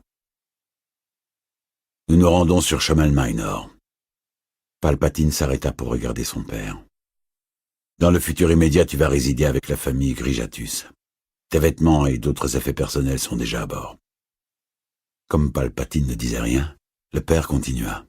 « Janus et toi, vous vous entendiez bien la dernière fois que nous leur avons rendu visite. Un changement de décor te fera du bien. » Palpatine parvint enfin à demander. « Vous avez décidé cela sans me consulter? Et mes cours à l'université? Et mes obligations envers le programme pour la jeunesse? » Tout cela est arrangé. Tu pourras rejoindre Janus dans le programme de Shomel Minor. Tu approuves donc la haine des Grijatus pour les non-humains? Leur spécisme mis à part, j'apprécie bien plus les Grijatus que tes amis actuels. Palpatine se mit à secouer la tête. Non. Non. Son père durcit le ton. C'est pour ton bien. Les narines de Palpatine frémirent. Quel mensonge, marmonna-t-il. Comment saurais-tu ce qui est bon pour moi? Est-ce que ça t'a jamais apporté? C'est à cause de mon amitié avec Ego Damask, c'est ça? Kosinka eut un ricanement de dérision. Tu crois que c'est de l'amitié? Damask se sert simplement de toi pour obtenir des informations sur nos stratégies pour les élections. Évidemment. Momentanément pris de court, Kosinga ajouta.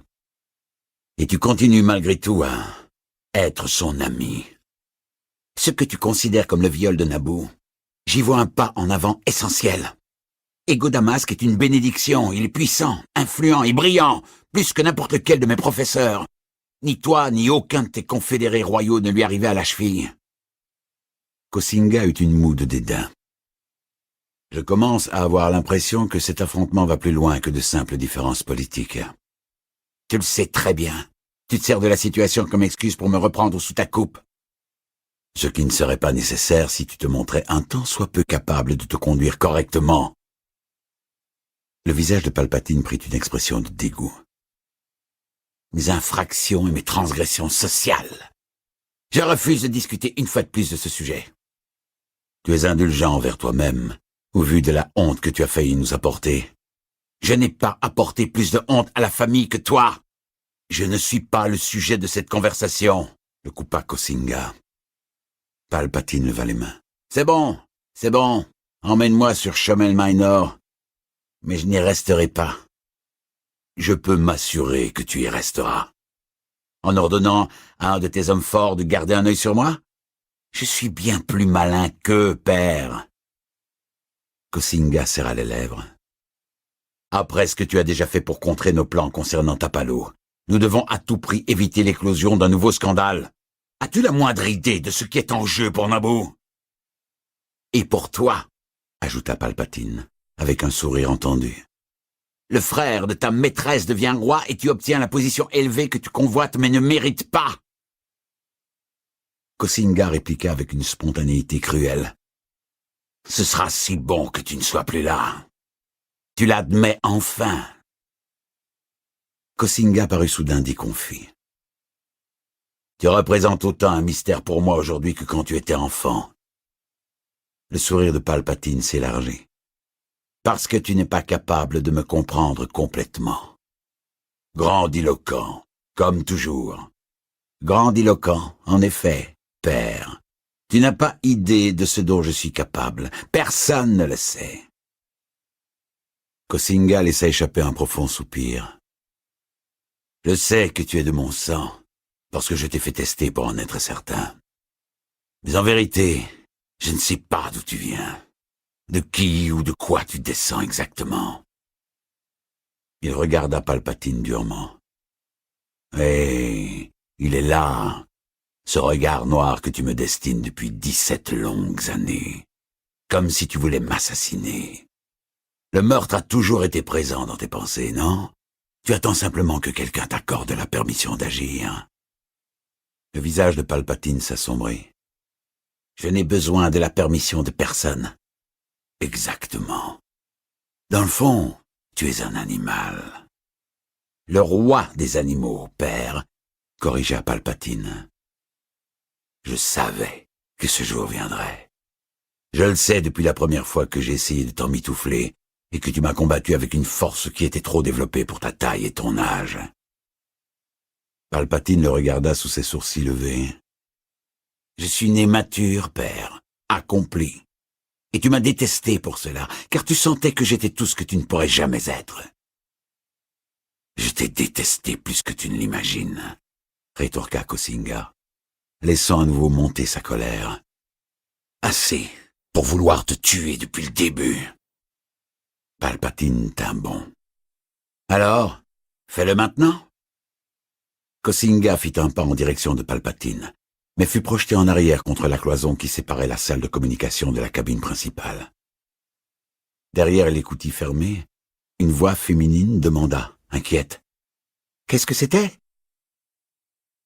Kosinga serrait son épaule blessée. Il ressemblait désormais à un animal piégé, les yeux exorbités de surprise et de peur. Il fit un mouvement pour s'appuyer sur la console qui ouvrait l'écoutille, mais Palpatine l'en empêcha en levant un doigt. Kosinga se tordit violemment sous la douleur et tomba dans un siège d'accélération. Son visage heurta la coudoir et du sang se mit à couler. On tambourinait maintenant sur l'écoutille. « Garde !» cria Kosinga. Mais le mot avait à peine quitté ses lèvres que la cloison contre laquelle il était appuyé s'affaissa. Il fut projeté au sol tête la première, ce qui lui coupa le souffle. Palpatine était cloué sur place. Ses mains tremblaient devant lui. Son visage était décomposé. Quelque chose bougeait derrière ses yeux incandescents. Il entendit qu'on tambourinait sur l'écoutille et fit volte-face. « N'entrez pas! Ne m'approchez pas !»« Qu'as-tu fait ?» C'était la voix de sa mère, paniquée. « Qu'as-tu fait ?» répéta-t-elle. Kosinga parvint à se mettre à genoux et battit en retraite, terrorisé. Son sang tachait le pont, mais Palpatine avançait dans sa direction. « Si c'est la force qui t'a mis au monde, alors je la maudis !» proféra Kosinga. « Je la maudis !»« Moi aussi !» gronda Palpatine. L'écoutille se mit à glisser, et il entendit la voix du garde qui l'avait escorté depuis le Jafan 3. « Arrêtez !»« Kosinga !» cria sa mère. Palpatine posa les paumes de ses mains contre sa tête, puis, avec un calme inquiétant, marcha jusqu'à l'écoutille, tira le garde surpris, lui fit franchir le seuil et le projeta de l'autre côté de la cabine. Il leva le visage vers le plafond et cria.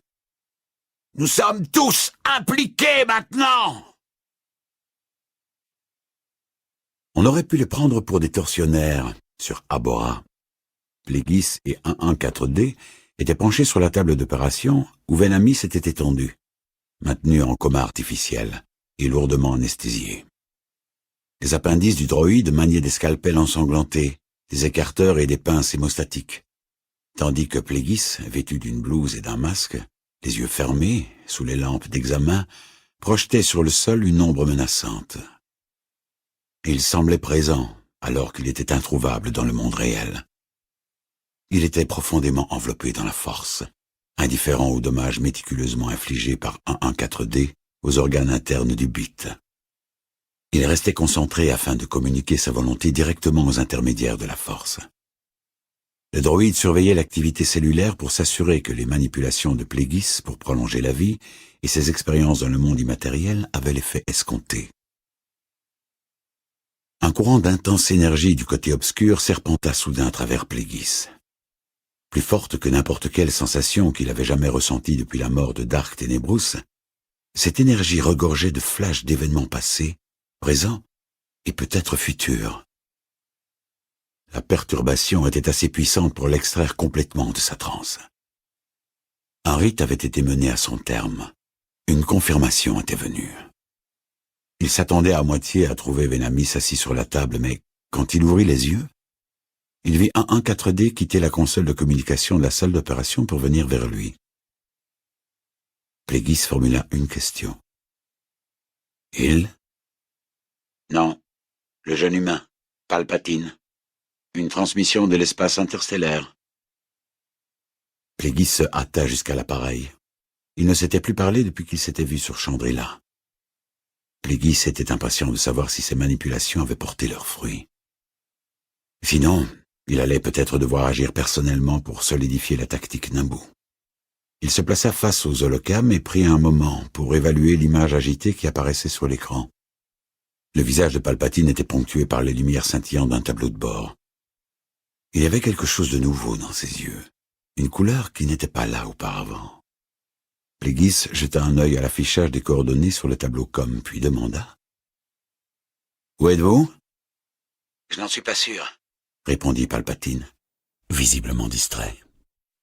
Son regard se porta sur un objet hors du champ de la cam. « Vous êtes dans un vaisseau ?» Palpatine hocha la tête, avala sa salive et retrouva sa voix.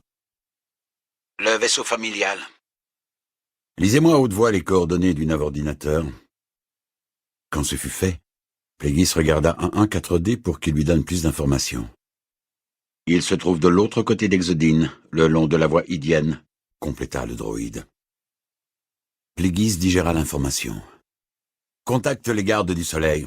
Dis-leur de préparer un vaisseau et tiens-toi prêt à les accompagner. »« Bien, Magistère. » Pléguis se tourna à nouveau vers l'écran du moniteur. « Pouvez-vous maintenir votre cap actuel ?» Palpatine se pencha sur le côté. « Le pilotage automatique est enclenché. » « Racontez-moi ce qui s'est passé. » L'humain inspira profondément. « Mon père est arrivé sans prévenir sur Chandrila. Il m'a fait quitter le vaisseau du programme pour la jeunesse. J'ai dû rejoindre notre appareil. Ma mère ainsi que mes frères et sœurs étaient déjà à bord. Après le lancement, j'ai appris que l'on m'emmenait sur Chomal Minor, exactement ce dont vous m'aviez prévenu. Nous nous sommes disputés, puis je ne sais pas exactement ce qui s'est passé. »« Qu'avez-vous fait ?» l'enjoignit Pléguis. « Je les ai tués, » gronda Palpatine. « Je les ai tués, même les gardes. » Pléguis retint un sourire. Il savait que Naboo lui appartiendrait. Voilà qui était réglé. Maintenant, il s'agissait de le ferrer pour de bon et de s'assurer qu'il continuerait à être utile. « Est-ce que quelqu'un sur Chandrila vous a vu monter à bord du vaisseau familial ?» demanda-t-il. « Seulement le garde, et il est mort. Tout le monde est mort. »« Nous devons vous ramener rapidement et en secret sur Chandrila. Je vous envoie de l'aide. Mon droïde sera là. Ne faites aucune déclaration au sujet de ce qui s'est passé, même si on vous le demande, mais obéissez à chacun des ordres sans poser de questions. »« Vous ne venez pas avec eux ?» demanda Palpatine, les yeux écarquillés. « Je vous verrai bientôt, Palpatine. »« Mais le vaisseau, les preuves !»« Je prendrai les dispositions pour que l'on se débarrasse du vaisseau. Personne ne sera jamais au courant de cet événement, vous comprenez ?» Palpatine hocha la tête. « Je vous fais confiance. » Pléguis acquiesça à son tour. « Et, Palpatine, félicitations. Vous êtes émancipé maintenant. » Élégant comme la créature des fonds marins dont il s'inspirait, le Quantum Colossus faisait la navette dans les courants de l'hyperespace. Le QC, un des plus beaux vaisseaux de passagers, effectuait des trajets quotidiens entre Coruscant et Eriadu. Il s'arrêtait sur plusieurs planètes le long de la voie Idienne pour charger ou décharger des passagers. Drapé dans de la soie chatoyante vert tendre, Plagueis s'était monté à bord et avait entendu que le vaisseau ait effectué le saut en vitesse lumière pour prendre un turbo-ascenseur jusqu'à l'étage supérieur et se présenter à l'entrée d'une cabine privée qu'il avait réservée pour Palpatine. « Vous aviez dit bientôt !» aboya Palpatine dès que l'écoutille fut refermée derrière lui. « Une semaine standard, ce n'est pas bientôt !» Plagueis entra, retira son manteau, le plia et le posa avec soin sur le dossier d'un siège. « J'avais des affaires à régler. » Il regarda Palpatine par-dessus son épaule. « Étais-je censé tout quitter pour vous sortir des ennuis dans lesquels vous êtes fourré ?» Palpatine resta un moment sans voix avant de répondre. « Pardonnez-moi de m'être autorisé à croire que nous agissions ensemble dans cette histoire. »« Ensemble ? Comment cela ? Ne suis-je pas votre agent sur Naboo ?» Plagueis secoua la tête d'un air dubitatif. « Vous nous avez fourni des informations utiles. » Palpatine l'examina, hésitant. « J'ai fait plus que cela, Magistère, et vous le savez très bien. Vous avez la même part de responsabilité que moi dans ce qui s'est passé. » Plagueis s'assit et croisa les jambes. « Cela ne fait vraiment qu'une semaine, car vous me semblez bien changé. Les autorités de Chandrila et de Naboo se sont-elles montrées si dures avec vous ?» Palpatine continua à le fixer du regard. « Comme vous l'aviez affirmé, faute de preuves, il n'y a pas de crime. Ils ont été jusqu'à faire appel à des pirates et des récupérateurs pour rechercher le vaisseau, mais ils sont revenus les mains vides. » Son regard se durcit. « Mais c'est vous qui avez changé. Vous saviez très bien que cet événement allait se produire. » Plagueis pointa son propre torse. « Est-ce que je soupçonnais que votre père et vous risquiez d'atteindre une impasse ? Bien sûr. C'était évident pour n'importe qui. Mais vous semblez sous-entendre que j'avais deviné que la confrontation se terminerait dans la violence. » Palpatine réfléchit puis eut un rire moqueur. « Vous mentez. C'est comme si vous m'aviez forcé la main. » « Quelle étrange façon de voir les choses, » dit Plagueis. « Mais comme vous avez deviné la vérité, je vous dois un aveu. Oui, je vous ai poussé, délibérément. Vous êtes venu sur Chandrila pour vous assurer que les espions de mon père nous verraient ensemble. Vous avez raison, une fois de plus. Je suis fier de vous. » Palpatine ignora la flatterie. « Vous vous êtes servi de moi. Il n'y avait pas d'autre moyen. » Palpatine n'en croyait pas ses oreilles. Il secoua la tête, furieux. « Y avait-il le moindre élément de vérité dans l'histoire que vous m'avez racontée à propos de vos frères et sœurs ? » Une partie, mais cela n'a plus guère d'importance désormais. Vous m'avez demandé mon aide et je vous l'ai apportée. Votre père a tenté de s'opposer à vous et vous avez agi selon votre propre volonté. En le tuant, je vous ai débarrassé d'un opposant. » Palpatine se tut un instant avant de poursuivre. « Mon père avait raison. Vous êtes un truand. Et vous êtes libre et riche, » rétorqua Plagueis. « Qu'allez-vous faire maintenant, jeune humain ? Je continue à avoir de grands espoirs pour vous, mais avant de pouvoir vous en parler, je devais m'assurer que vous soyez libre. » « Libre de quoi ? » « De la peur d'exprimer votre vraie nature. » L'expression de Palpatine s'assombrit. « Vous ne savez rien de ma vraie nature. » Il s'éloigna de Plagueis, puis s'arrêta et fit volte-face. « Vous ne m'avez jamais interrogé au sujet des meurtres. »« Je n'ai jamais été friand de détails sordides, » dit Plagueis. « Mais si vous avez besoin de vous soulager, faites-le. » Palpatine montra ses mains recroquevillées. « Je les ai exécutés avec ça, et avec le pouvoir de mon esprit. Je me suis transformé en tempête, Magistère. Une arme assez puissante pour arracher les parois et projeter des corps à l'autre bout d'une cabine. J'étais la mort incarnée. » Plagueis se redressa dans son siège, réellement abasourdi. Il voyait maintenant Palpatine dans toute sa gloire obscure. La colère et le meurtre avaient arraché les murs qu'il avait élevés. peut-être depuis sa plus tendre enfance, pour contenir son secret. Mais il ne pouvait plus le cacher à présent. La force était puissante en lui. Enfermé pendant 17 années standards, son pouvoir inné avait enfin explosé. Il ne pourrait plus jamais être emprisonné. Toutes les années de répression, de crimes innocents, d'émotions pures bouillonnaient à la surface, toxiques pour quiconque osait les toucher ou y goûter. Mais sous sa colère était tapis un ennemi subtil, l'appréhension. Palpatine renaissait, mais il courait un grand risque.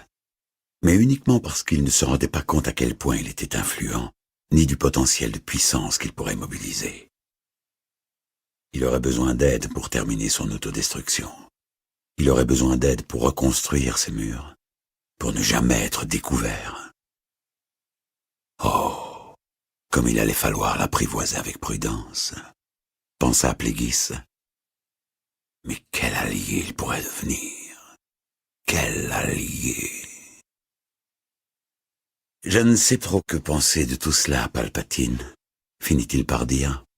Avez-vous toujours eu ces pouvoirs? Le visage de Palpatine avait perdu ses couleurs et ses jambes tremblaient. J'ai toujours su que j'étais capable de les invoquer. Plagueis se leva de son siège et l'approcha avec prudence. Voici où le chemin bifurque, jeune humain. Ici et maintenant, vous devez décider si vous désavouez votre pouvoir ou si vous vous aventurez courageusement et scrupuleusement dans les profondeurs de la vérité, quelles qu'en soient les conséquences. Il résista à l'envie de l'agripper par l'épaule et préféra s'éloigner de lui. Vous pourriez consacrer le reste de votre vie à essayer de comprendre ce pouvoir, ce don, dit-il sans regarder derrière lui. Ou vous pourriez envisager une autre possibilité. Il se retourna pour faire face à Palpatine. C'est un chemin obscur qui s'avance dans un monde sauvage sans repère, duquel peu reviennent. Pas sans guide en tout cas. Mais c'est aussi le chemin le plus court et le plus rapide entre aujourd'hui et demain. Plagueis se rendit compte qu'il jouait gros, mais il ne pouvait plus reculer. Le côté obscur les avait réunis et ce serait la volonté du côté obscur qui déciderait si Palpatine devenait son apprenti.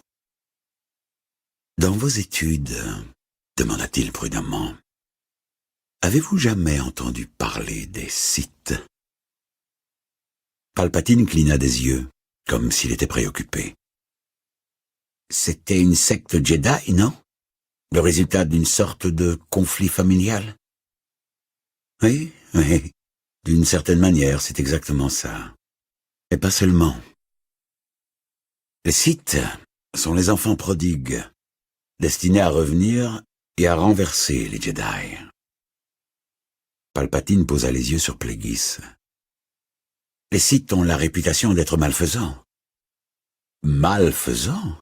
Répéta Plagueis. Comment cela? Il y a un moment, vous vous définissiez comme une tempête. Vous avez dit que vous étiez la mort incarnée. Êtes-vous malfaisant ou êtes-vous simplement plus fort et plus éveillé que les autres? Qui façonne le plus l'histoire de la galaxie? Les bons qui adhèrent à ce qui a été testé, approuvé, ou ceux qui cherchent à sortir les êtres de leur stupeur et à les mener vers la gloire? Vous êtes une tempête, effectivement. Une tempête nécessaire afin d'éliminer les vieux et les suffisants, de débarrasser la galaxie de ses poids morts. La bouche de Palpatine se tordit sous la colère. Il dit d'un ton menaçant. Est-ce là la sagesse que vous avez à m'offrir? Les croyances d'une secte obscure? Si vous voulez tester la valeur de ces croyances, il faut tenter de les respecter, Palpatine. Si c'était cela que je cherchais, j'aurais obligé mes parents il y a des années à m'abandonner à l'ordre Jedi au lieu de me balader d'une école privée à une autre. Plagueis planta ses mains sur les hanches et éclata d'un rire forcé. Que pensez-vous qu'une personne de votre nature puisse apporter à l'ordre Jedi? Vous êtes sans cœur, ambitieux, arrogant, insidieux, Vous n'avez ni honte ni empathie. Pire, vous êtes un assassin. Il soutint le regard furieux de Palpatine et le regarda serrer les poings de rage. « Attention, mon garçon, dit-il au bout d'un moment. Vous n'êtes pas le seul dans cette confortable cabine à avoir le pouvoir de tuer. » Palpatine écarquilla les yeux et fit un pas en arrière. « Je le sens. » Plagueis devint délibérément plus hautain. « Ce que vous sentez n'est qu'une fraction de ce que je peux accomplir. » Cela sembla remettre Palpatine à sa place. « Pourrais-je être d'une quelconque utilité au Sith ?»« C'est possible, » répondit Plagueis. « C'est même probable. Nous verrons. » « Où sont les Sith ?» Plagueis se permit un sourire. « Actuellement, il n'y en a qu'un. À moins bien sûr que vous ne vouliez me rejoindre. » Palpatine hocha la tête. « Je souhaite vous rejoindre. » « Alors, agenouillez-vous devant moi et promettez-moi que c'est votre volonté d'unir pour toujours votre destin à celui de l'ordre des seigneurs Sith. » Palpatine mit un genou à terre et récita. « C'est ma volonté d'unir pour toujours mon destin à celui de l'ordre des seigneurs Sith. » Plagueis tendit la main gauche pour lui toucher le sommet de la tête. « Alors, c'est fait. À partir de maintenant, votre véritable identité sera, maintenant et à jamais, Sidious. » Quand Palpatine se releva, Plagueis le prit par les épaules. « Avec le temps, vous finirez par comprendre que vous ne faites qu'un avec le côté obscur de la force, et que votre pouvoir dépasse la contradiction. Mais pour le moment, jusqu'à ce que je vous dise l'inverse, la soumission la plus totale est votre seul chemin vers le salut. »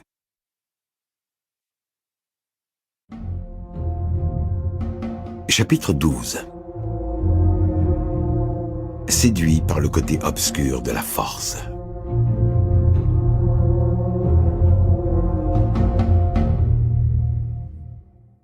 L'orphelin obéissant et golottant se tenait debout dans les tourbillons de neige. Des pics de glace en forme de dents pointues entre lesquelles un vent glacial hurlait l'entourait. Plagueis n'était pas loin. Des flocons de neige tournaient autour de lui sans jamais s'opposer. Il fondait avant de l'atteindre. Contrairement à Sidious, qui était équipé d'une fine combinaison, le seigneur Sith ne portait qu'une cape, un pantalon étroit et un petit bonnet. « C'est sur cette planète que j'ai pris conscience de mes pouvoirs dans la force et de mes pulsions obscures, » dit-il assez fort pour se faire entendre par-dessus le vent. « Comparé au climat tempéré de Mundi-Linst, Magito est rude et pitoyable, mais j'ai appris à m'adapter à ces conditions difficiles. Avant l'âge de 8 ans, j'étais capable de sortir sous la plus violente des tempêtes, habillé plus légèrement que vous maintenant. Mais je ne vous ai pas amené ici pour vous raconter mon enfance, Sidious. Si vous étiez d'une espèce acclimatée à ces conditions extrêmes, je vous aurais amené sur une planète désertique. Si vous étiez un être aquatique, je vous aurais abandonné sur la terre ferme. L'opposition entre la force telle qu'elle est pratiquée par les Sith et les Jedi a moins à voir avec la distinction entre l'obscurité et la lumière qu'entre, dans ce cas, le froid glacial et la chaleur, entre la détresse et le confort, l'entropie et la prévisibilité. » Plagueis se tut un instant pour observer Sidious. « Votre sang est sur le point de geler. Si vous passez trop de temps ici, vous mourrez. C'est ce que vous penserez au début, quand le côté obscur vous aura détecté et s'avancera furtivement vers vous. Vous penserez, je vais mourir, le côté obscur va me tuer. C'est vrai, vous mourrez, mais seulement pour renaître. Vous devez ancrer profondément en vous la connaissance de ce que signifie être éliminé. Vous devez le ressentir dans votre moelle osseuse parce qu'il en sera toujours ainsi. » Plagueis eut un petit rire. « Je vous fais peut-être penser à un des professeurs de philosophie de votre université acide, mais ce n'est pas un cours théorique, et vous ne devez pas non plus envisager ceci comme de la mise en condition physique. En revanche, nous devons vous préparer à ce qui vous attend si le côté obscur choisit de s'intéresser à vous. Le mélange de peur et de joie d'humilité et de puissance. Le sentiment d'être à la fois plus fort et manipulé comme un instrument, d'être choisi et pourtant englouti par une grandeur qui vous dépasse. Son visage blême ressemblait à celui d'un prédateur, tandis qu'il s'avançait vers Sidious. « Racontez-moi à nouveau, apprenti, avec plus de détails. » Une fois encore, Sidious laissa ses souvenirs se déployer et il revécut le crime. L'événement, c'est comme cela qu'il avait fini par le voir. Le corps mou et ensanglanté de son père, les crânes fracassés des gardes du corps, ses mains serrées autour du cou gracile de sa mère, mais pas vraiment, juste dans son esprit. Il l'avait étranglé en pensée. Les corps sans vie de ses frères et sœurs qui gisaient ici et là, en le racontant encore et encore, en revivant ces instants, il avait fini par gagner une sorte d'autorité sur eux. Il parvenait à les percevoir en tant que tels, sans émotion ni jugement, comme si cela s'était produit des années plus tôt et non des mois, comme si quelqu'un d'autre avait commis ces crimes. Quand ce moment décisif était arrivé, un pouvoir transformateur s'était levé en lui, aussi sombre que l'espace sans étoiles. Un pouvoir né de la haine et de la peur, mais dont il pouvait maintenant se servir. « Très bien, » dit Pléguis, une fois que le récit se fut échappé des lèvres bleues et tremblantes de Sidious. « Je sens votre détachement et je sens votre pouvoir de plus en plus fort. » Il continua à évaluer Sidious tandis que la neige tourbillonnait entre eux. « Je ne peux autoriser votre volonté à être tempérée par des sentiments de regret ou de compassion. Vous avez été mis au monde pour diriger. Vous devez donc considérer chaque être vivant comme un simple outil pour vous élever, pour vous aider à rejoindre la place qui vous est destinée. C'est notre galaxie, Sidious, notre réalité. C'est dans ce monde impitoyable que notre pouvoir est forgé. Poussé par la peur ou la haine, même un Jedi peut dépasser les contraintes des enseignements de l'ordre et découvrir un pouvoir bien plus profond. Mais aucun Jedi, même s'il s'est élevé au-dessus de son allégeance à la paix et la justice, s'il tue par colère ou par désir, ne peut vraiment prétendre au côté obscur de la force. Leurs tentatives pour se convaincre qu'ils sont passés du côté obscur ou que le côté obscur motive leurs actions ne sont que de pitoyables rationalisations. C'est pourquoi les Sith embrassent le côté obscur dès le début, en se concentrant sur l'acquisition du pouvoir. Nous ne cherchons pas d'excuses. Les actions d'un Sith naissent de son moi intérieur et déferlent vers l'extérieur. Nous traquons la force comme des chasseurs. Nous ne nous soumettons pas comme des proies à ses caprices énigmatiques. « Je comprends, maître », parvint à bégayer Sidious. Pléguis lui adressa un sourire malveillant. « J'ai un jour dit la même chose à mon maître, alors qu'en réalité, je ne comprenais rien. Je voulais juste mettre fin à la douleur. » D'un mouvement ultra rapide, il ouvrit violemment l'avant de la combinaison du jeune homme. « Je suis votre tortionnaire, Sidious. Bientôt vous ferez tout pour m'apaiser. À chaque mensonge que vous prononcerez, chaque tentative que vous ferez pour inverser nos rôles, vous deviendrez aussi brillant qu'une pièce de rhodium pour le côté obscur. Alors, apaisez-moi, Sidious. Racontez-moi encore comment vous les avez tués. » Sidious reprit son équilibre sur la pente raide jonchée d'éboulis. Les pierres affûtées tremblaient sous ses paumes, ses coudes et ses genoux ensanglantés, comme si elles venaient plonger dans les eaux glacées du lac cristallin, au pied de l'inclinaison presque à pic. Pléguis était assis les jambes croisées, quelques mètres plus haut, sur une dalle plate. Il tournait le dos à Sidious, et son regard semblait fixé sur le tapis de neige aveuglante qui recouvrait le sommet de la montagne. « Si vous n'avez pas encore envie de me tuer, vous en aurez envie avant que j'en ai fini avec vous, » disait-il. « L'envie de tuer son supérieur est intrinsèque à notre aventure. Mon pouvoir à toute épreuve provoque votre envie, ma sagesse alimente votre désir, mes exploits provoquent votre convoitise. Il en est ainsi depuis 1000 ans, et cela doit continuer ainsi jusqu'à ce que je vous ai guidé vers la parité. Alors, Sidious, nous devrons faire de notre mieux pour saboter la dynamique mise en place par Darkbane, parce que nous aurons besoin l'un de l'autre si nous voulons réaliser nos objectifs ultimes. À la fin, il ne pourrait y avoir aucun secret entre nous, aucune jalousie, aucune méfiance. L'avenir des Sith surgira de nous, et les millions d'espèces de la galaxie ne s'en porteront que mieux. Mais jusque-là, vous devez vous efforcer, vous devez montrer votre valeur, non seulement à moi, mais au côté obscur surtout. Vous devez transformer la haine que vous ressentez pour moi en pouvoir, le pouvoir de surmonter n'importe quoi, d'empêcher quoi que ce soit de se mettre sur votre chemin, de vous débarrasser de tout obstacle que le côté obscur inventera pour vous mettre à l'épreuve. Sidious l'écoutait à peine. Il se déplaçait avec la plus grande prudence. Ses mains et ses genoux cherchaient une prise ferme parmi les pierres. Dark Plagueis l'avait privé de sommeil, de nourriture et d'eau pendant des semaines. Maintenant, s'il parvenait à atteindre le Moon, sa soif serait étanchée, sa faim serait apaisée, ses contusions cicatrisées. La paroi couverte de pierres s'était effondrée un nombre incalculable de fois, et il avait dû se laisser glisser presque jusqu'à la rive du lac. Il avait culbuté et glissé sur le ventre et sur le dos. Sa peau rougeâtre avait été abrasée et presque tout son corps était couvert d'ecchymoses. Chaque fois qu'il arrivait en bas, il devait reprendre l'ascension jusqu'au sommet. Bouillonnant de colère contenue, il parvint à gravir 1 mètre de plus de la pente en invoquant la force pour garantir son équilibre et pour se rendre plus léger. « Imbécile !» l'invectiva Plagueis. Le succès ne vient pas en demandant l'aide de la force, mais en prenant le contrôle de la force et en générant le pouvoir de l'intérieur de soi. Il poussa un soupir théâtral. Enfin, je suis tout de même encouragé par vos progrès.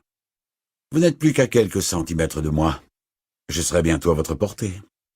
Bientôt, je sentirai votre souffle dans ma nuque et je percevrai la chaleur de votre rage, votre envie de me tuer comme si, ce faisant, vous pouviez vous approprier l'autorité que je représente. Il fit une pause, mais ne bougea pas, ne regarda pas dans son dos. Vous avez envie de m'étrangler, comme vous l'avez fait avec votre pauvre mère incomprise, de m'arracher les membres un à un, comme vous l'avez fait aux gardes du corps. Très bien.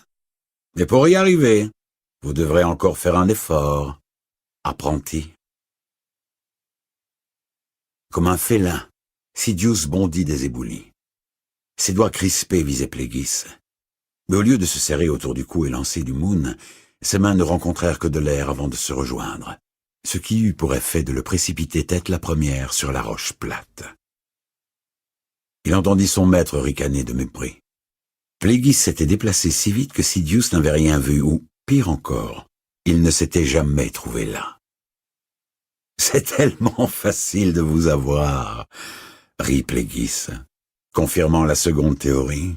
« Vous me faites perdre mon temps.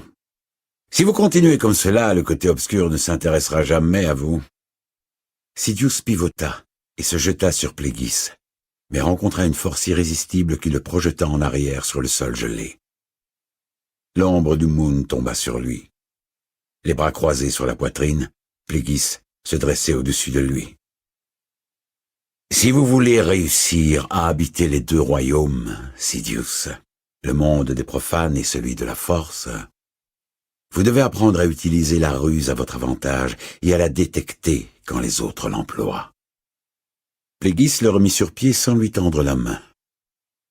Si vous survivez encore quelques jours sans vous sustenter ou vous reposer, je pourrais avoir envie de commencer à vous apprendre.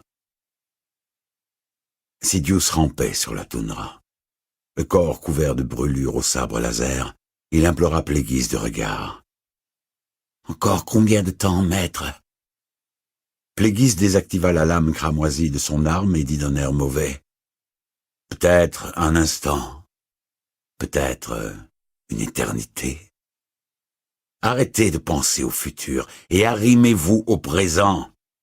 Un apprenti Sith est l'antithèse d'un jeune Jedi élevé au temple, qui se bat contre un droïde téléguidé avec un sabre laser d'entraînement. Un Sith se familiarise avec la douleur dès le début et l'inflige de la même manière. Un Sith vise la gorge, comme vous l'avez fait dans le vaisseau familial. Sidious continua à le regarder. Je voulais dire, combien de temps faudra-t-il encore pour que j'apprenne? Le Moon le jaugea d'un regard. Difficile à dire. Les humains sont leurs pires ennemis. Votre corps n'est pas fait pour supporter une vraie punition. Il est facilement blessé et met du temps à cicatriser. Vos sens sont relativement développés, mais votre ouïe et votre vue sont extrêmement limitées. N'ai-je aucun atout, maître? Plagueis mit un genou à terre devant lui. Vous avez la force, apprenti, et le talent pour diriger.